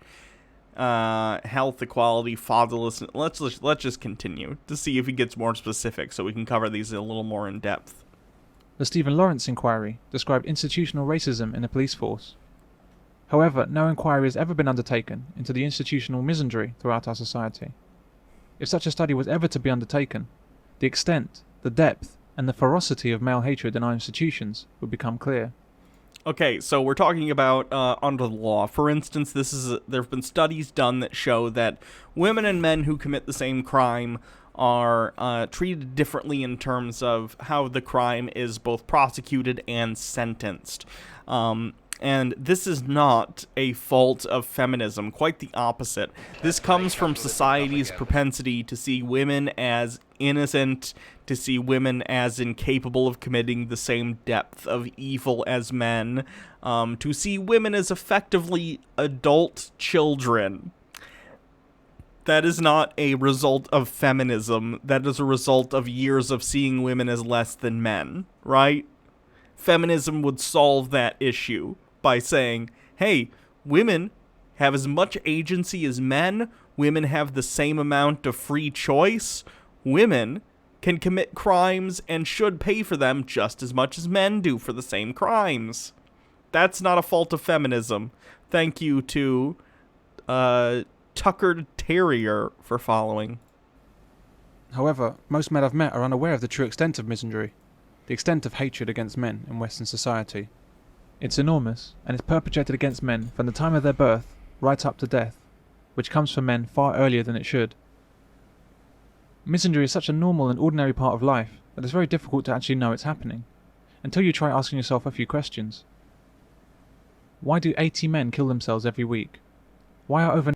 Because men don't have the same social support networks as women. Men are often trained from a young age, whether implicitly or explicitly, that they should, buck up and deal with it. Don't cry, walk it off, whatever. These are all incredibly toxic masculine characteristics that often get applied to men, so they don't feel the same openness that women do about sharing their feelings and sharing their struggles with others around them. And that creates an issue in creating support networks, because support networks are often made up of friends and family who understand your struggles and are able to reach out and help you because you are clear on when you are struggling. Again, I'm not blaming men for this, but I am saying I've seen this mostly perpetrated by other men upon men, right? It often comes from coaches and fathers who are incredibly emotionally pent up and are like, you need to walk it off, stop being such a sissy. Like, these are unhealthy attitudes, regardless of who they're coming from, men, women, whatever. But this is not the fault of, feminism, as this person is positing. It's very silly. And yeah, men do commit suicide at a higher rate. They don't attempt it at a higher rate. I believe they succeed more often. But, yeah. Over 90% of the homeless men. Why do men die 6 years earlier than women? I think there are actually some, hormonal and biological factors that come into that, but also the average ages are skewed down by men because men more often will be involved in dangerous work. like being a soldier, being, I don't know, something involving, like, large machinery, something involving, like, I don't know, going out on a fucking tuna boat, and you know, stuff like that. What you would consider stereotypically masculine roles. But again, those things could be solved if we brought, like, gender equality into more fields. I don't know, just saying. Why have you never seen a female refuse collector? Why? I mean, they probably exist. They probably exist. I'd imagine they don't exist as high of a rate. But, like, that's because... Oh, God, do I even want to say this? Fuck it, fine. On average, men have a higher upper body strength, and sometimes collecting refuse involves picking up heavier things. Whatever. It also involves the decision to get into that field, which some men might want to more so. But it wouldn't surprise me if some discriminatory factors went into hiring as well. Why is there a Breast Cancer Awareness Month in the UK? Why have you never seen a news headline about the rape of a man? Again, that has to do with society's view of men as perpetrators and women as victims. Again, that's an issue that third-wave feminism calls the patriarchy, right? That's a result of that, not feminism. Could men become illegal? Misandry is way too big to appreciate until we take a step back. The first thing to understand. Pseudosapien says, my ex cheated on me with a female trash collector, so they exist, but damn them. Ooh, sorry to hear about that, but yeah, they do exist, apparently. Is that in our society, men don't actually exist. Men simply do not exist as a group, except where they do something bad. A man from Armagh has been given a life sentence. A man's been found guilty at the Old Bailey of... The man charged with the brutal murder of... This is how headlines work. They say, Florida man sticks bottle rockets up his butt and goes to the hospital. They say, Florida woman methed out. This is just how headlines work. What are you talking about? Has been charged with murdering. The same man could be responsible for 2 double murders. 5 to 6 men would rape us for hours. All the suspects are male. The man convicted of killing the former. The man accused of raping and murdering. This tragedy is man-made. Police across the country are hunting this man. There are con men and gunmen, and there are manhunts. The gunmen were branded as terrorists. 1 gunman and 2 accomplices. But when men do good things or brave things, as they overwhelmingly do day in, day out, or when men are the victims of tragedies, then suddenly the word men disappears into some kind of unmentionable abyss. A Canadian submarine with 57 on board drifts in heavy seas. Okay, but like, that's how, because they're talking about a group and not the individual in that case. They're talking about the entire submarine, right? They're not saying 57 men. They could, or they could say 57 sailors, but that's relatively gender neutral. So don't pick single individuals and then say, well, here's a group of a bunch of people. Why aren't they using the term man? Because there's not just one man. Royal Navy and RAF. And the saying it's a submarine gives more context to what is going on. Jesus. Just tell us about the number of people on board. There's 57 crew. Okay, do you think they're intentionally being like, don't use the word men? Just because they're not using it here doesn't mean it never gets used. Jesus. There's 9 personnel who reported smoke inhalation. 2 of concern, but none of them require a medevac from the submarine. To reach 13 coal miners who were trapped after an explosion in West Virginia. Yes, because they were coal miners. Because if you just said X number of men caught in mine, you'd be like, what the fuck were they doing in that mine? Oh, they're coal miners. Thanks. Thanks for clarifying that they were coal miners. We believe. And their gender is irrelevant. Jesus. Individuals might be located. People die on roadworks simply because they're trying to mend our roads and make them better for us. I find that hard to believe. Let me see. Women don't work on roads, men do. I know for a fact I've seen women doing road work. Women on road crew. God, I keep hitting the caps lock accidentally. Do-do-do-do-do-do-do-do-do-do. There's a woman working on the road crew. There's a woman working on the road crew. There's multiple women working on the road crew. Yeah. I've personally seen women working on road crews in my town. So what the fuck is this shit about women don't work on roads? You understand that the men aren't, like, literally making the roads with their bare hands, right? They're just operating heavy machinery. Jesus. People were desperate to feed themselves and their families. The workforce were ruthlessly exploited. 112 of them died. I find it pretty hard to believe that documentary uses the word men 0 times. So basically, it's pointless for you to use the several times they use things like workforce, because you want to use different words so your script doesn't get repetitive. That's what thesauruses are for. The lives of future passengers depend on the steady hands of these craftspeople and engineers. 2 firefighters have died after a blaze in East London. The pair were on the top floor of the building.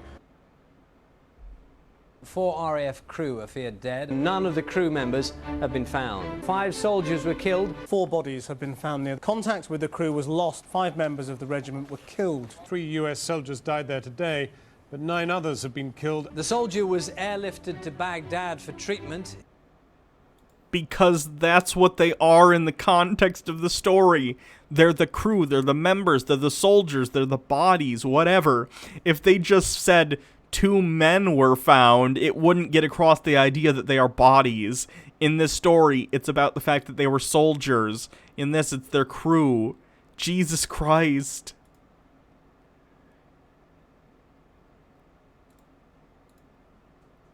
When Iraqi fighting men are killed, they're insurgents. They say they've killed hundreds of the insurgents in fighting like this. Because it describes what they are. When they kidnap a woman, they're men. Mrs. Hassan was kidnapped by armed men who stopped her car. The deaths of men are deliberately suppressed behind their job titles and gender-neutral labels. Men are reduced from human beings to human doings.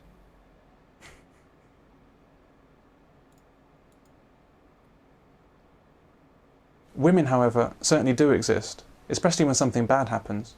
Indeed, tragedies are somehow more tragic when women are affected. 3 students and a female officer among the dead. Again, and I'll repeat what I said earlier because it's still relevant.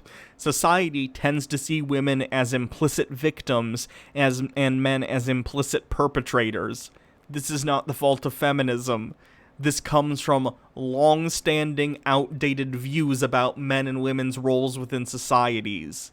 It's a view that sees men as actors that do things, and women as people who things are done to. This is literally what feminists are talking about when we talk about the patriarchy. It's not literally that there are a bunch of men in a room somewhere going, "Ha ha, we will destroy the women and make them lesser." No, it's about our social views of how men and women are and how those influence our daily lives as individuals. They're so close to getting it, but so far off. Dead. Many of those who died were passers-by, including 7 women. Hundreds of thousands, mostly women and children, are living in camps with little food and clean water. Hospital officials said women and children are among the dead. BBC has evidence of police attacking women and children. An entire trench was filled with women and children. Mostly women and children. At the roadside, we saw women and children. They're being forced to flee. While the women are forced to flee, the men are forced to die. But we hear nothing about that. It's just as accurate to lump men and children together. Why are the deaths of men rubbed out of the public's consciousness?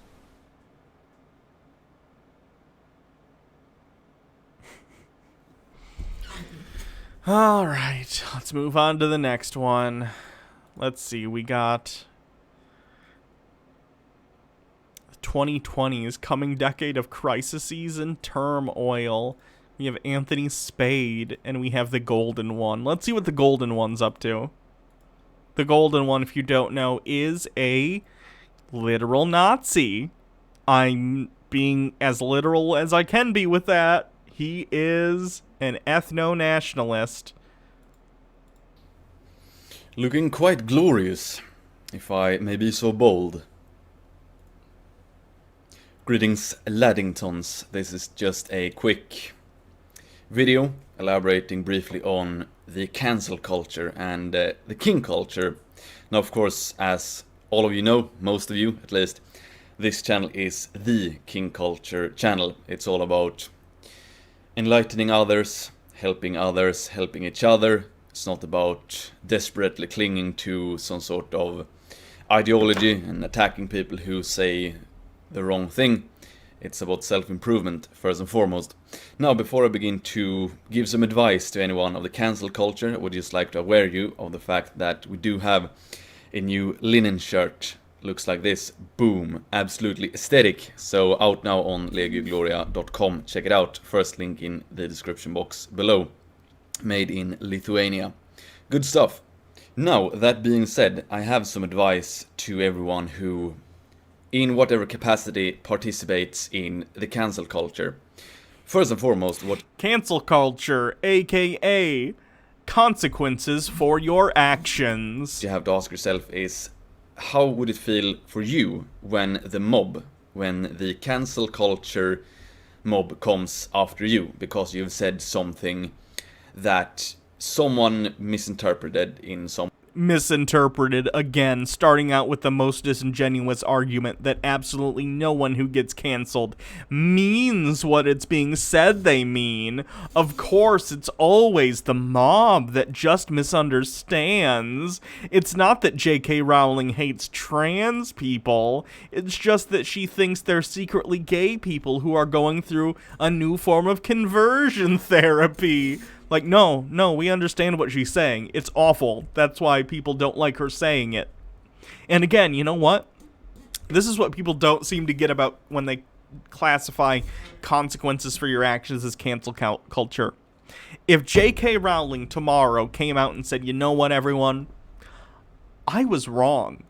Trans people are valid. Trans women are women. Trans men are men. I'm sorry.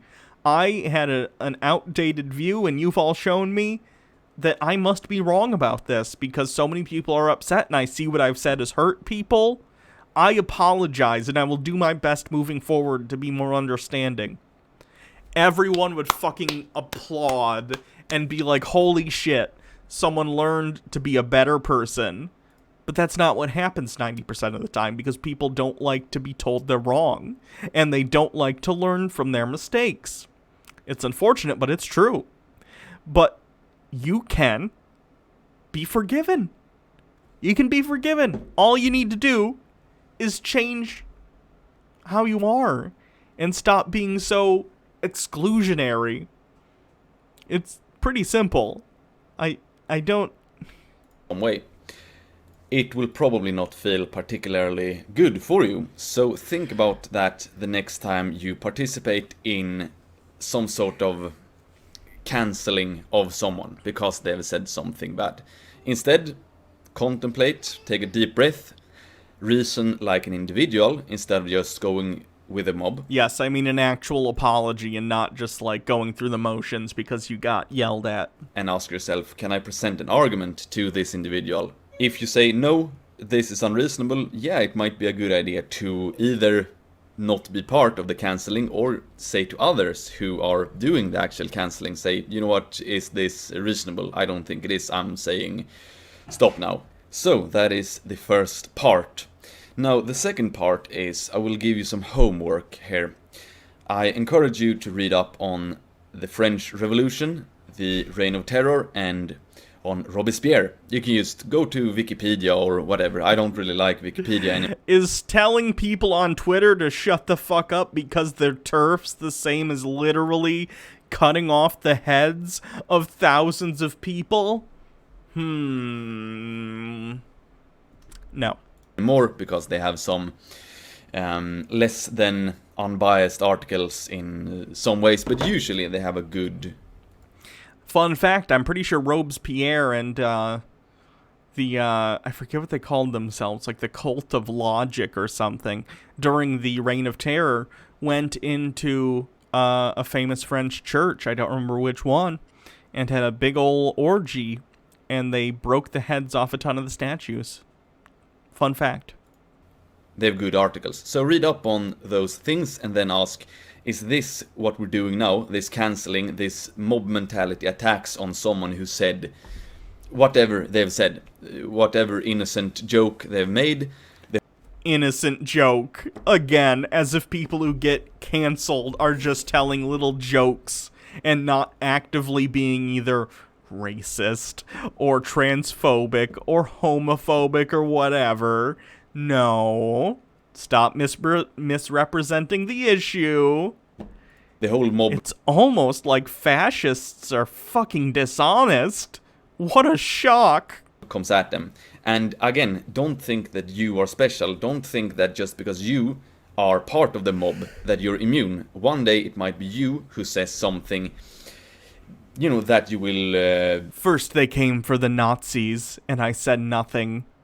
And then we stopped going for other people because we're reasonable and only care about having consequences for people who are awful. Take the heat for. So just as Robespierre, a leader of the Reign of Terror during the French Revolution, he also got targeted in the end. Cult of Divine Reason. Thank you. Let me look that up, actually. Cult of Divine Reason.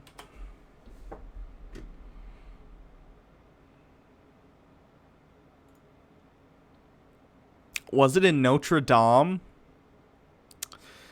Along with everyone else, I'm saddened by the news of a fire engulfing the Notre Dame de Paris today. My immediate reaction, like most lovers of history, was to look to the past to gain perspective on the modern event. Surely the fire couldn't be the first disaster suffered by the structure, I reasoned. The building's been around since the 12th century, blah, blah, blah, blah. Let me see.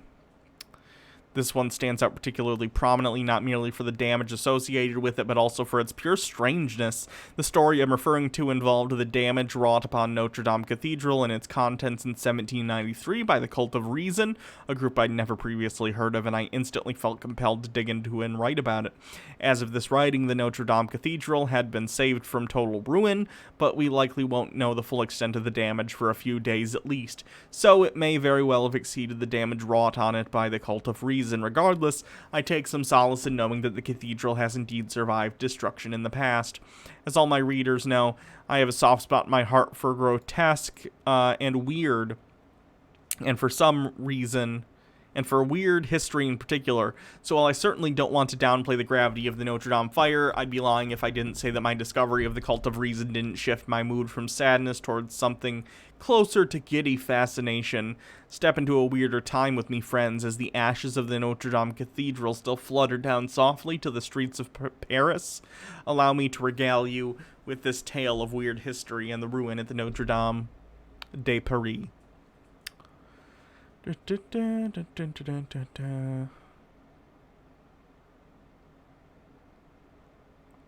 Looking for specifically the event.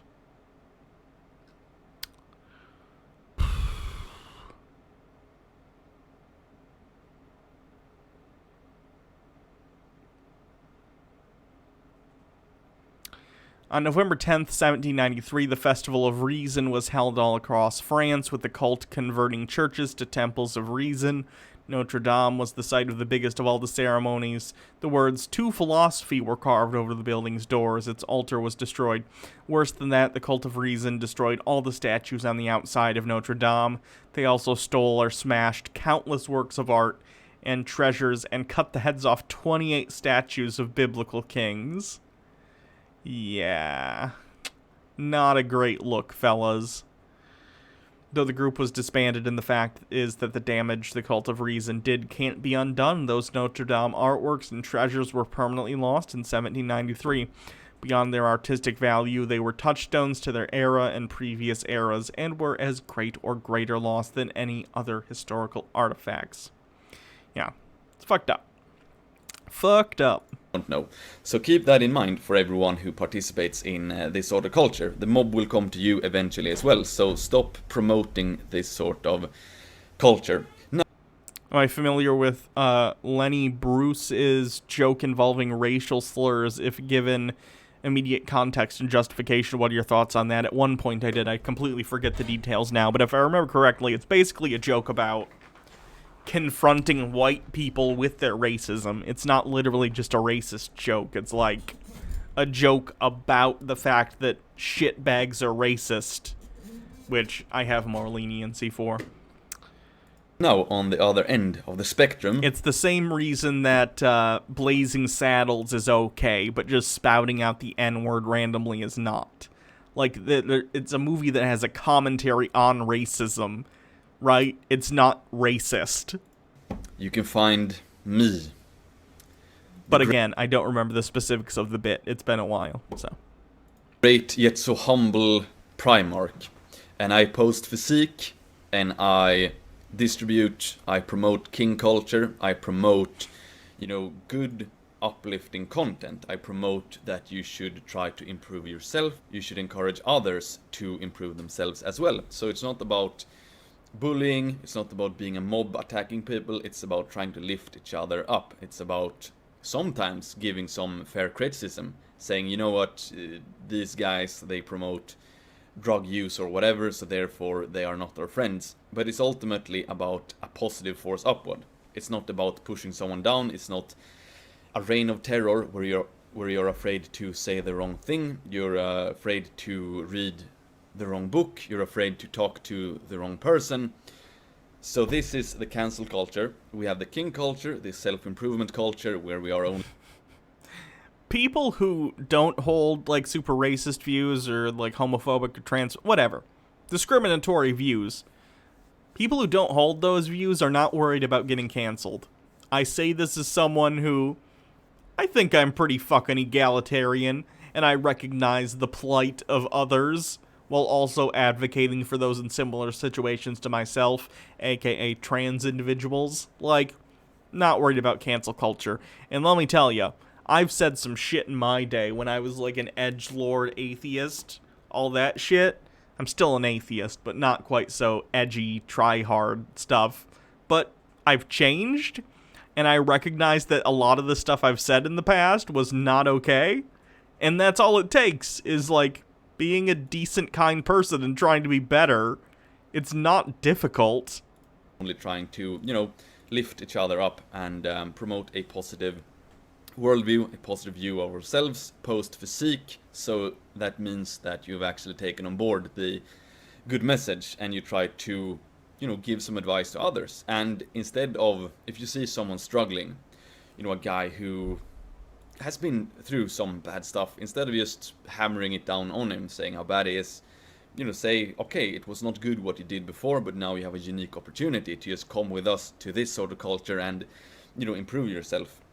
So anyway, this was mainly a critique of the cancel culture. No revolutionary insights in this video, I'm afraid, but I just wanted to have that said at least. So anyway, thank you for watching and have a great rest of your day. XXO, boom! Anita Wu says, I've been rewatching your older TBR content recently, and sometimes I'm like, oh no, I'm glad you've grown and that I've grown with them. Yeah. Yeah. If you ever watch any of me and Jake's old stuff on YouTube, be aware that there's some, like, questionable shit in there. For sure. But just know, we've both grown and changed, and I'm not, you know, 18 anymore, like I was when we started the show. So, MST3K fan 77 says he calls an audience member the N-word and then says, oh, and here's I'm not gonna say that, and, cracker. Then he does the faux auction, but then he goes on to explain at length that if we normalize the language, then it can lead to people being basically desensitized to that language and can dull or even nullify the impact. I don't know. I give comedians, like, tons of leeway in terms of, like, their content depending on the intent of their message. I get what he's saying. I don't know if our understanding of sort of racial relations today jives with that, but I understand why at the time he would think that that's like a good idea. I basically am fine with comedians saying just about whatever up until the point it gets into like, okay, your intent is just to be an edgy fucker, stop. Or like, if it's coming from like a profoundly ignorant place, like I hate comedians that are all like, I just hate all this PC stuff, blah, blah, blah, blah, blah. Like, I'm not here for comedians bitching about the fact that their job got harder because they have to think about their jokes. MH Dark Beast, thank you for continuing your sub. Appreciate it.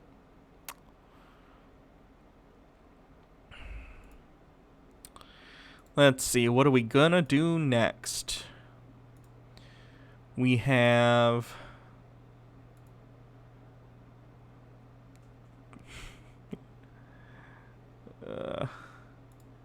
Black Pigeon and this guy. What do I have a coin I can flip? I don't think I have any coins. Here, I'll use this. This is like it's like a little magnet. Magnet side up will be Black Pigeon Speaks. Magnet side down will be Anthony Spade. Oh shit, where'd it go? Magnet side up, Black Pigeon Speaks.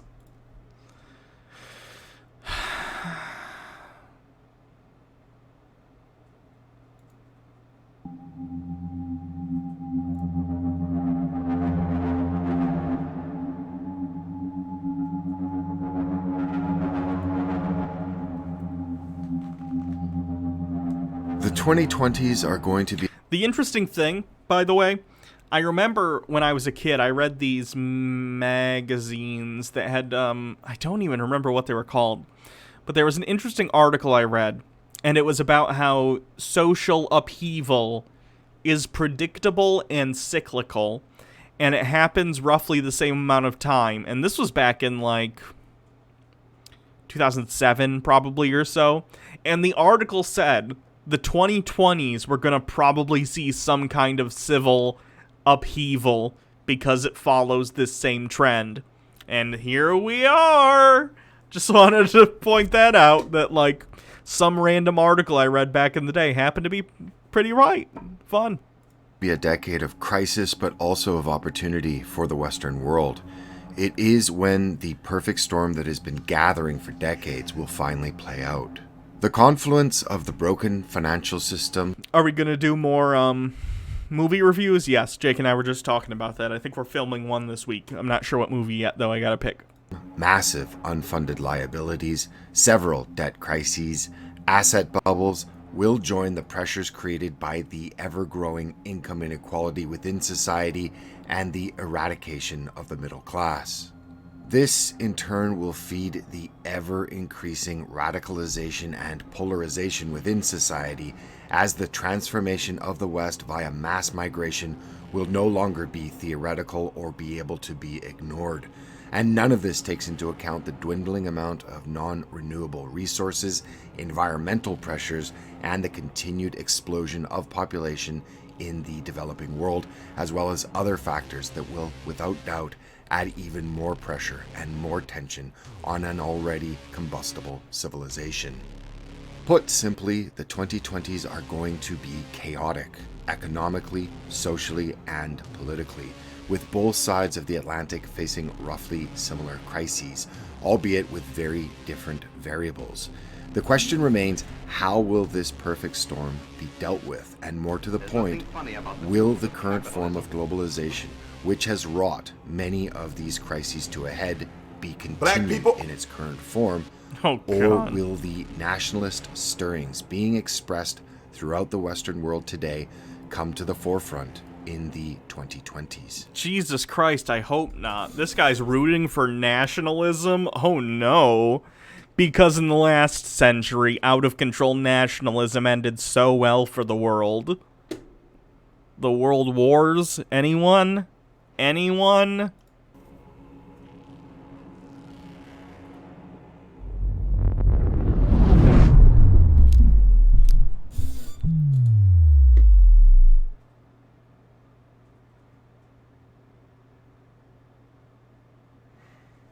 This is just a quick reminder that this is the kind of material I will be publishing on a new channel called Felix Rex. Link is in the description. The reason for this is the current shadow banning and censorship on social media and YouTube in particular. And while you think they're not going to figure out it's you and do the same thing there, good luck, bud. I'll still be posting here on BPS, the bulk of new uploads will be on Felix Rex. So please take a quick moment to subscribe to Felix Rex, as well as the BPS channel on the freedom of speech platform BitChute. Thank you very much, and let's get started now. Canada's current gaffe-prone Prime Minister, Justin Trudeau, has stated that his nation is the world's first post-national state, a country with no culture to maintain or integrate into, that it is a template for the Western world going forward, and that the forces of globalism are unstoppable. They are. I hate anyone who's like, regardless of what you think of globalism as a concept, both economically and socially, it is a fact. It has happened and will continue to happen.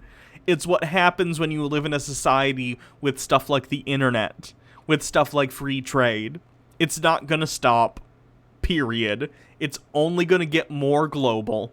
We're only going to get more connected to one another, and that is a good thing. It is not a bad thing.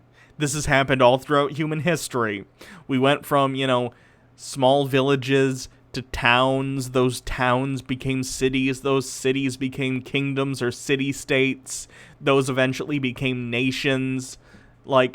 This is the progression of humanity, is expanding our particular in-groups to include more and more people. The end result is inevitably either we destroy ourselves, or we end up viewing every other person on this planet as just a fellow human being, regardless of borders. It's something that's not only inevitable, but necessary for our own survival. Globalist proponents like Trudeau believe that the nation-states, like Canada, are not only obsolete, but they are a hindrance to the newly emerging global order. Quite honestly, they're not obsolete in the sense that there won't be nation-states. Within the United States, we have states, Michigan, Louisiana, Florida, blah, blah, blah, blah, blah, all of them. But we also have a federal government, and we also have free movement, right, throughout the states. I imagine in the future, I'm not saying in the next 10 years, maybe in the next 50, 100 years, I don't know what the future's going to hold, no one does. It wouldn't surprise me if free movement becomes more of a discussion that we have on a global scale, because capital can move so freely between borders. Companies can move their factories all around the globe, and the only way to balance that out economically if you're going to function under a capitalist system is free movement of labor to try and counteract that. Otherwise, capital gets all the power, and you wind up with A, slave labor, and B, people domestically who have no jobs because the manufacturing is moved elsewhere.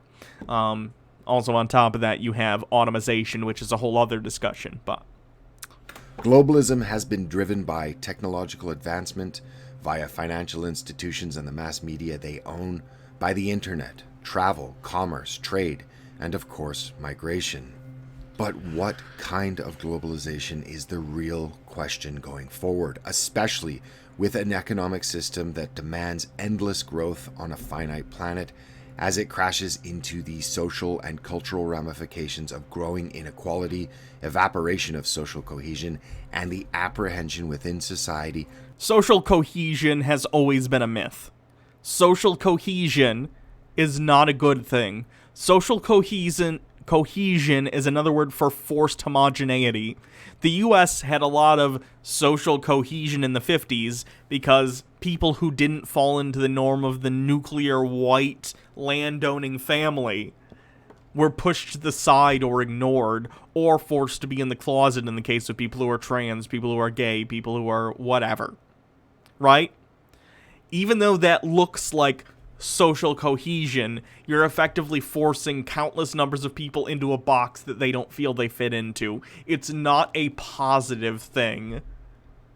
That something is going terribly, terribly wrong. And it's for these reasons that there are those that are slandered by the political class, reviled by the financial class, and demonized by the mainstream media that they own, that posit nationalism at its core to be currently the most stabilizing political force that exists against globalization, as it speaks to our human sense of community and belonging, and that far from disappearing, it is resurging throughout most of the Western world despite being constantly vilified by an increasingly nervous elite. Okay, nationalism is bad, okay? Nationalism is relatively recent in terms of human history. It's not a thing that's helpful. We've seen its destructive power in World War I and World War II. It's not a helpful model of a way of looking at the world and your own identity as an individual. It's not a good way to go about foreign policy. It's not a good way to go about domestic policy. We live in a global society, whether you like it or not, and your policies need to reflect that, period. In response to their gross mismanagement of globalization.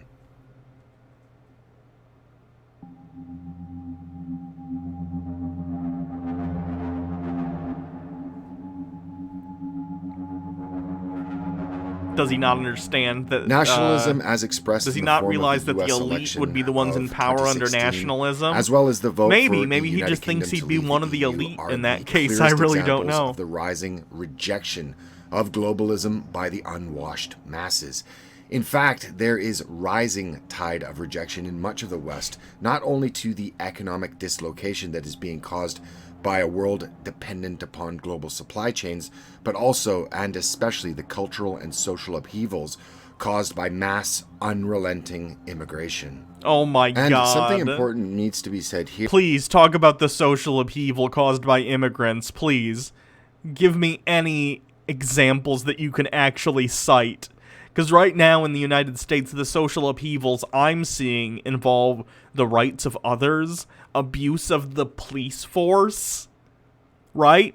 What does this have to do with immigration? Here, that globalism as a paradigm championed by the Western political, financial, and media elite that comes complete with open borders and the free flow of capital without restriction is a paradigm shared by no human civilization, including the West, where it is most earnestly being foisted upon. And that is an important point, because nationalism within a global context is not even a question. In the countries that make up East Asia, the planet's other economic powerhouse region, you'll not hear in 10, 20, or even 100 years of any kind of political union between countries like China, Japan, or South Korea. Yeah, and that's bad. That's not a good thing. Don't look to Japan and say, see, Japan's really xenophobic. Hooray! No. No one is saying that nationalism is solely an American problem. It isn't. It's a problem in many places all around the world. So don't look to Japan with its aging population and lack of population growth. Their population is shrinking because of their crazy work lives. Don't look to them as the model of how to live, because it's not working out for them. The idea is so ludicrous to any that understand the antagonistic relations between these countries. Yes, most likely you will see more trade agreements and perhaps associations, but nationalism and the retention of sovereignty will remain a potent force in the Far East, which is again the global geopolitical and economic counterweight for decades and decades to come, barring something such as an alien invasion. And thus the question arises, how does the Western world, which is at the center of globalization, that seems to be struggling on how to integrate globalism with nationalism? Let's see, how about we make policies that take the power out of the hands of the very wealthy and instead distribute the benefits of globalism to the populace as a whole instead of congregating all the wealth at the top 1%. It seems like that would benefit everyone. Everyone could benefit from globalism. Everyone can. It's simply that we decide that our overlords, our private sector monarchs that are the capitalists, should be able to get all the gains from globalism. It's silly. It's very, very silly. It's a ridiculous way of structuring your society, and it needs to change. How does it proceed?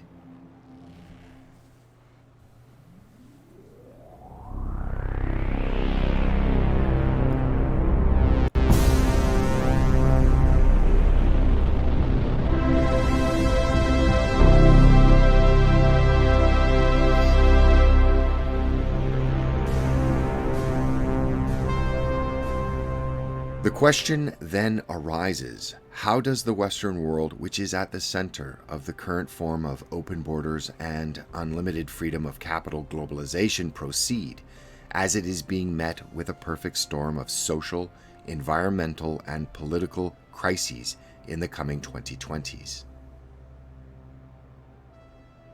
The UK was the only large country within the EU that was consistently and constantly pushing for it to expand and liberalize.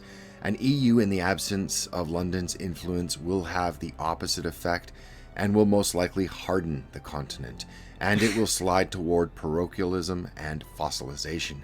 And in this regard, the UK is not to be taken as part of the... The UK needed the EU more than the EU needed the UK. It's going to be a disaster for the UK as the removal of itself from the EU takes effect and the free movement of labor is removed from their populace. It's already affecting them financially. It's not going to be bueno for them, okay? This presentation, but will in fact be the focus of a future video somewhere down the road. At the moment, most of the EU's financial business is centered on the City of London. While some of the EU's financial business will most likely relocate voluntarily, a ton of it already has, because it's difficult to have offices in the UK when free movement is removed, when it's easier to have it somewhere within the EU where your employees and people coming to your business for whatever reason, to talk about a business deal or whatever, all around Europe, it's easier to do it via free movement within the EU. Most will not. The EU may attempt to force relocation using regulatory means, but given the special status of... Okay, they're not going to have to force it. Companies are in the business of making money, and if it's costing them more money to be based out of London, they're going to move. This, in theory, is going to be an economic boom for the EU, because a lot of the places that are now centered in London are going to be like, oh shit, this isn't financially advantageous. We better move to Spain or Germany or wherever within the EU. The city, this will be a losing battle. Because much like the economic crisis and stagnation that is crippling much of the EU, but in particular the southern periphery nations of Greece, Italy, Spain, and Portugal, the EU seems incapable of finding a solution to the migrant crisis. And this is deemed by many not only the reason for the exit of the UK from the bloc, but the single most divisive issue within and between member states. And many state that the attempt to force many of the states in Eastern Europe by France and Germany to accept more migrants could prove to destabilize the bloc even further. And so the 2020s in the EU look to be set by social and demographic pressures that will increase social tensions and stress. His complaint is literally just, oh no, brown people are gonna be in Europe. Okay, who cares? Who the fuck cares? Who the fuck cares? America has dealt with tons of waves of immigration throughout its entire existence. This is how the world is now. Live with it. Stress already strained social services. Also, the continued refusal... How much longer am I going to stream? Let me see. Maybe at the end of this video I'll be done, honestly. I would kind of want to go get some dinner. That's right, capitalistic propaganda. Redo Taku, thank you for following. To understand the root and cause, let alone talk about it, terrorism will continue to plague Western Europe in the near to foreseeable future, and like the streets of France, the increased militarization of cities across Western Europe in response will be that much more visible in the 2020s. But here is the important point. Okay, sir, do you understand that much of the terrorism that happens globally, especially that based around, let's say, people like ISIS or Al-Qaeda or whatever, they have sort of a nationalistic worldview in the same way you do, except their nation is that of believing that Islam is the way forward, and they're afraid that Western homogeneity is going to stamp out their way of life. They, in their basically nationalistic, self-centered fervor and fear, lash out by doing terrorist attacks. Now, I'm not trying to justify those actions. They're terrible. But you're advocating for the same kind of fear and out-group hatred that fuels the kind of people that you are critiquing. And it's not good. That is almost taboo to state openly. Much of this doesn't matter, as globalism is driven not by the wishes of the majority, but rather by one economic class, the financial elite, who are insulated to the social unrest their policies cause. The financial class have relentlessly also used the mass media that they own to dull down the populace and also promulgate cultural narratives that help suit their goals. Going into the 2020s, look to ever more repressive laws, new speech and hate crime laws, censorship, and other legal and social penalties. Oh no, not hate crime laws. Who unironically says hate crime laws are bad? Legitimately. Oh no, I'll get punished for being a racist twat. Yeah, fuck you. Good. That will inevitably arise in an attempt to control the social and economic tensions that are simmering just beneath the surface within Western Europe that only look to worsen. In fact, over the past decade, in many countries within the EU, people are being told repetitively by their national mass media as well as by their own governments that they as a people do not and have never, in fact, existed. Europe, because of demographic pressures, the collapse of cultural cohesion, the fumbling bureaucracy of the EU, looks to be evolving toward a neo-feudalistic dystopian future. It is, however, at these times, when internal as well as external conflicts arise, that Friendo, neo-feudalism has been here for a while. It's called a capitalism. Welcome. Can and historically have had a halting effect on the geopolitical forces that are pushing this form of globalism currently in Europe as well as the rest of the Western world. We are seeing this rejection of globalism across the continent, with the vote for Brexit to the rise of nationalist parties in some of the most dystopian societies on the continent, such as Sweden. Sweden is dystopian?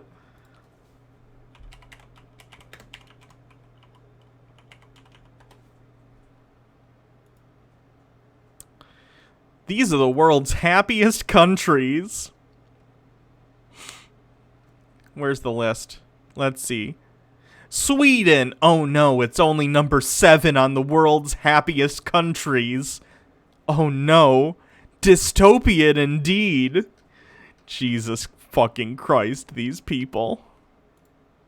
There is a concerted pushback and rejections of policies that have normalized the use of hand grenades on the streets of Stockholm.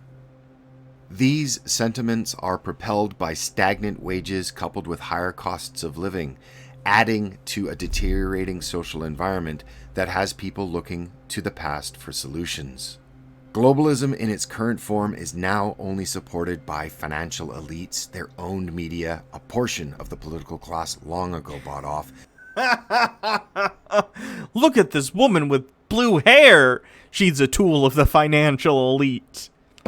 Man, I wish the financial elite's checks would start clearing for me. I really need to get my car fixed. And a shrinking number of ideological zealots that demand open borders. But the silent majority are beginning to find their voice, and increasingly they are turning to national parties that reject the current incarnation of globalism. Without question, without doubt, the crisis that Europe is experiencing today will only intensify in the coming decade, but how it will play out is not as easy to forecast. But one thing is certain. People are beginning to demand from their corrupt political class a different way. The question being, however, will enough people be able to wake up in time to right the course of their countries before calamity?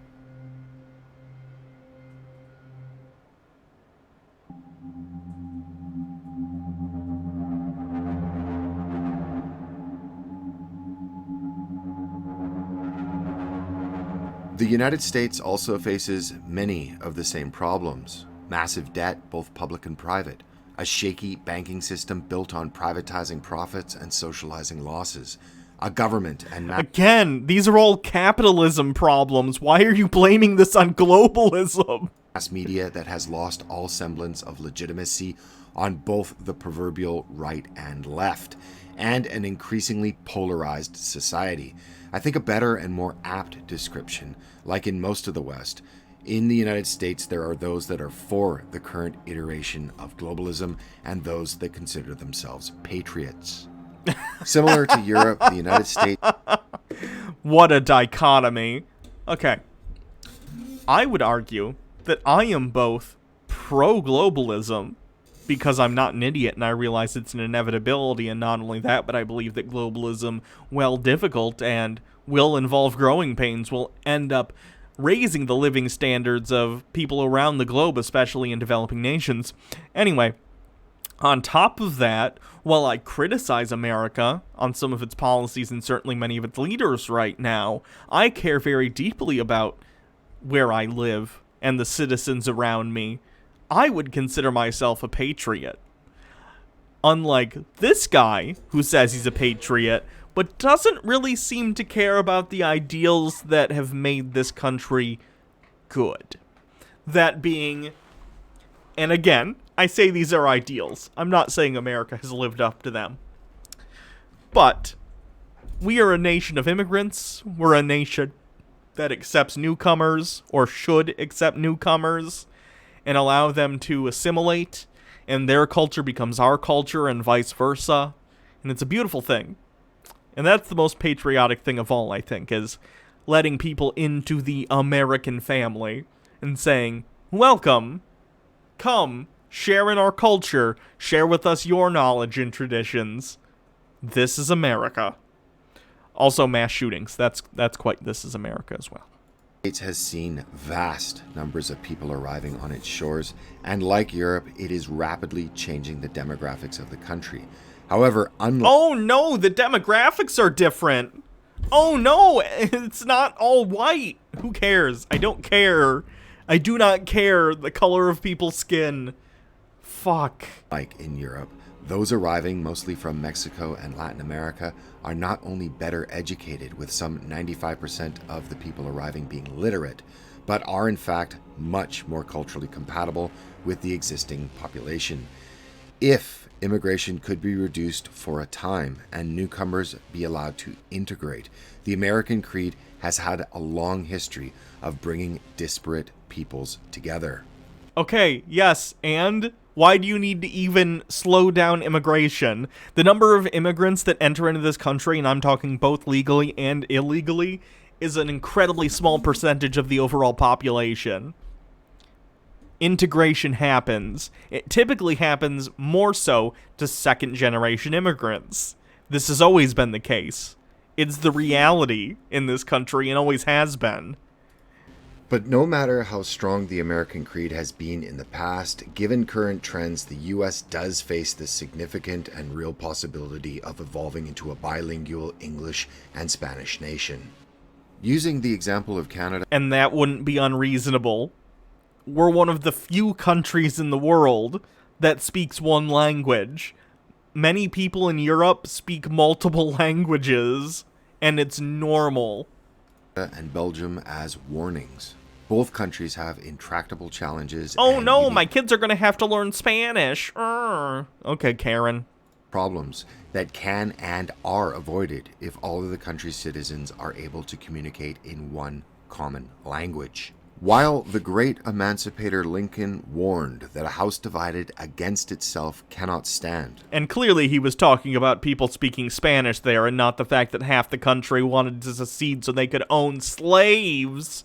Or thereabouts. In a speech given in 1858, it would seem that the forces of globalism have wrought the same damage and sown the same divisions to the body politic in the United States as it has elsewhere.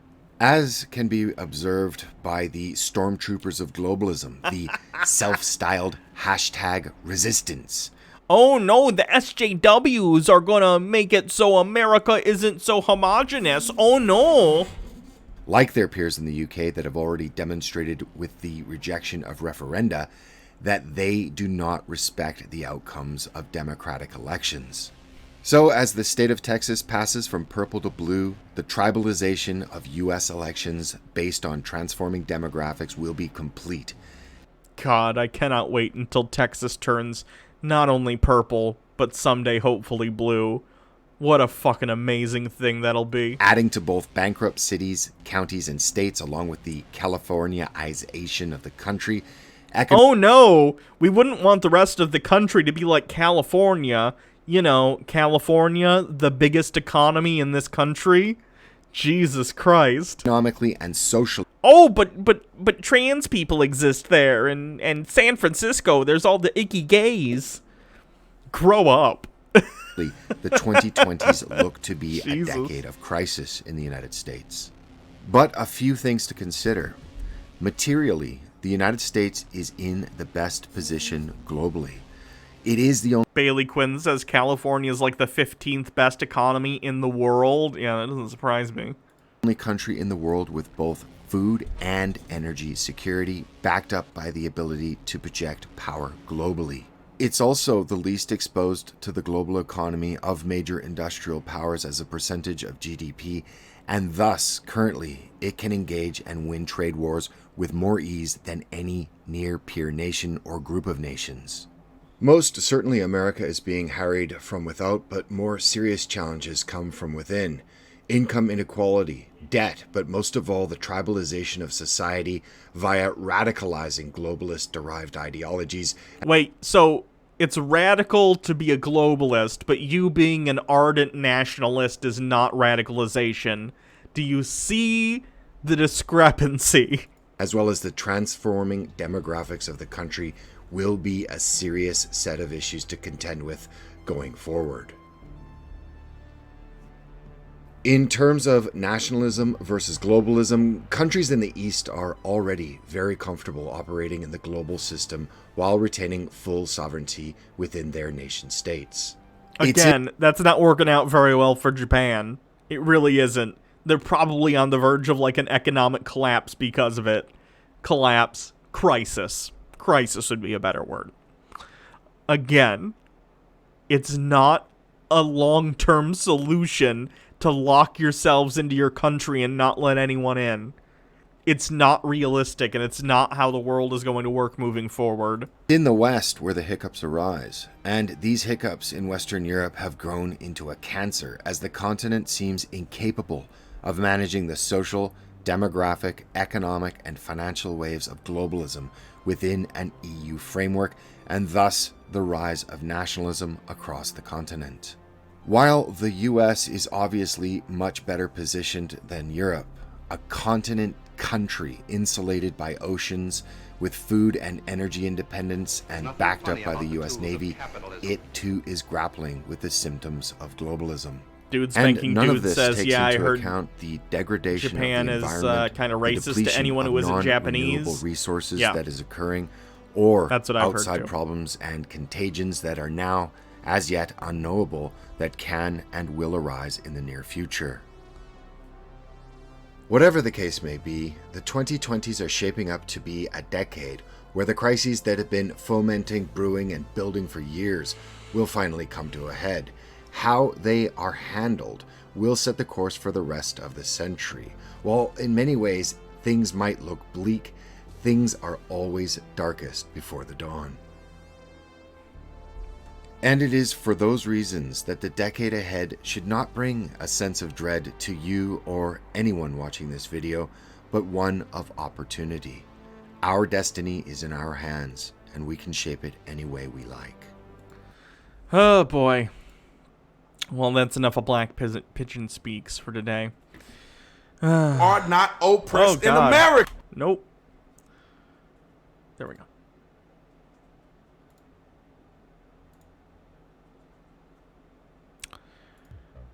So, I think that's gonna be it for today's stream. We're coming up on 4 hours now.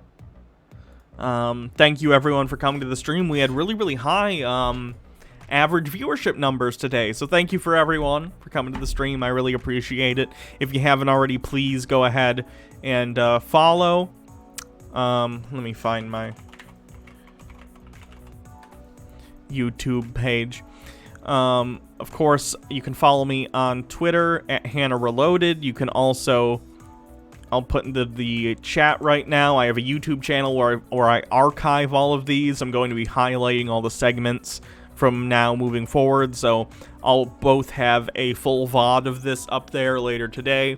That'll be the full, like, 4-hour thing, but I'll also have it chopped up into, like, here's where I talked about the Flat Earth guy, here's where I talked about the other stuff, you know, just so it's easier to digest in small bits if you'd like.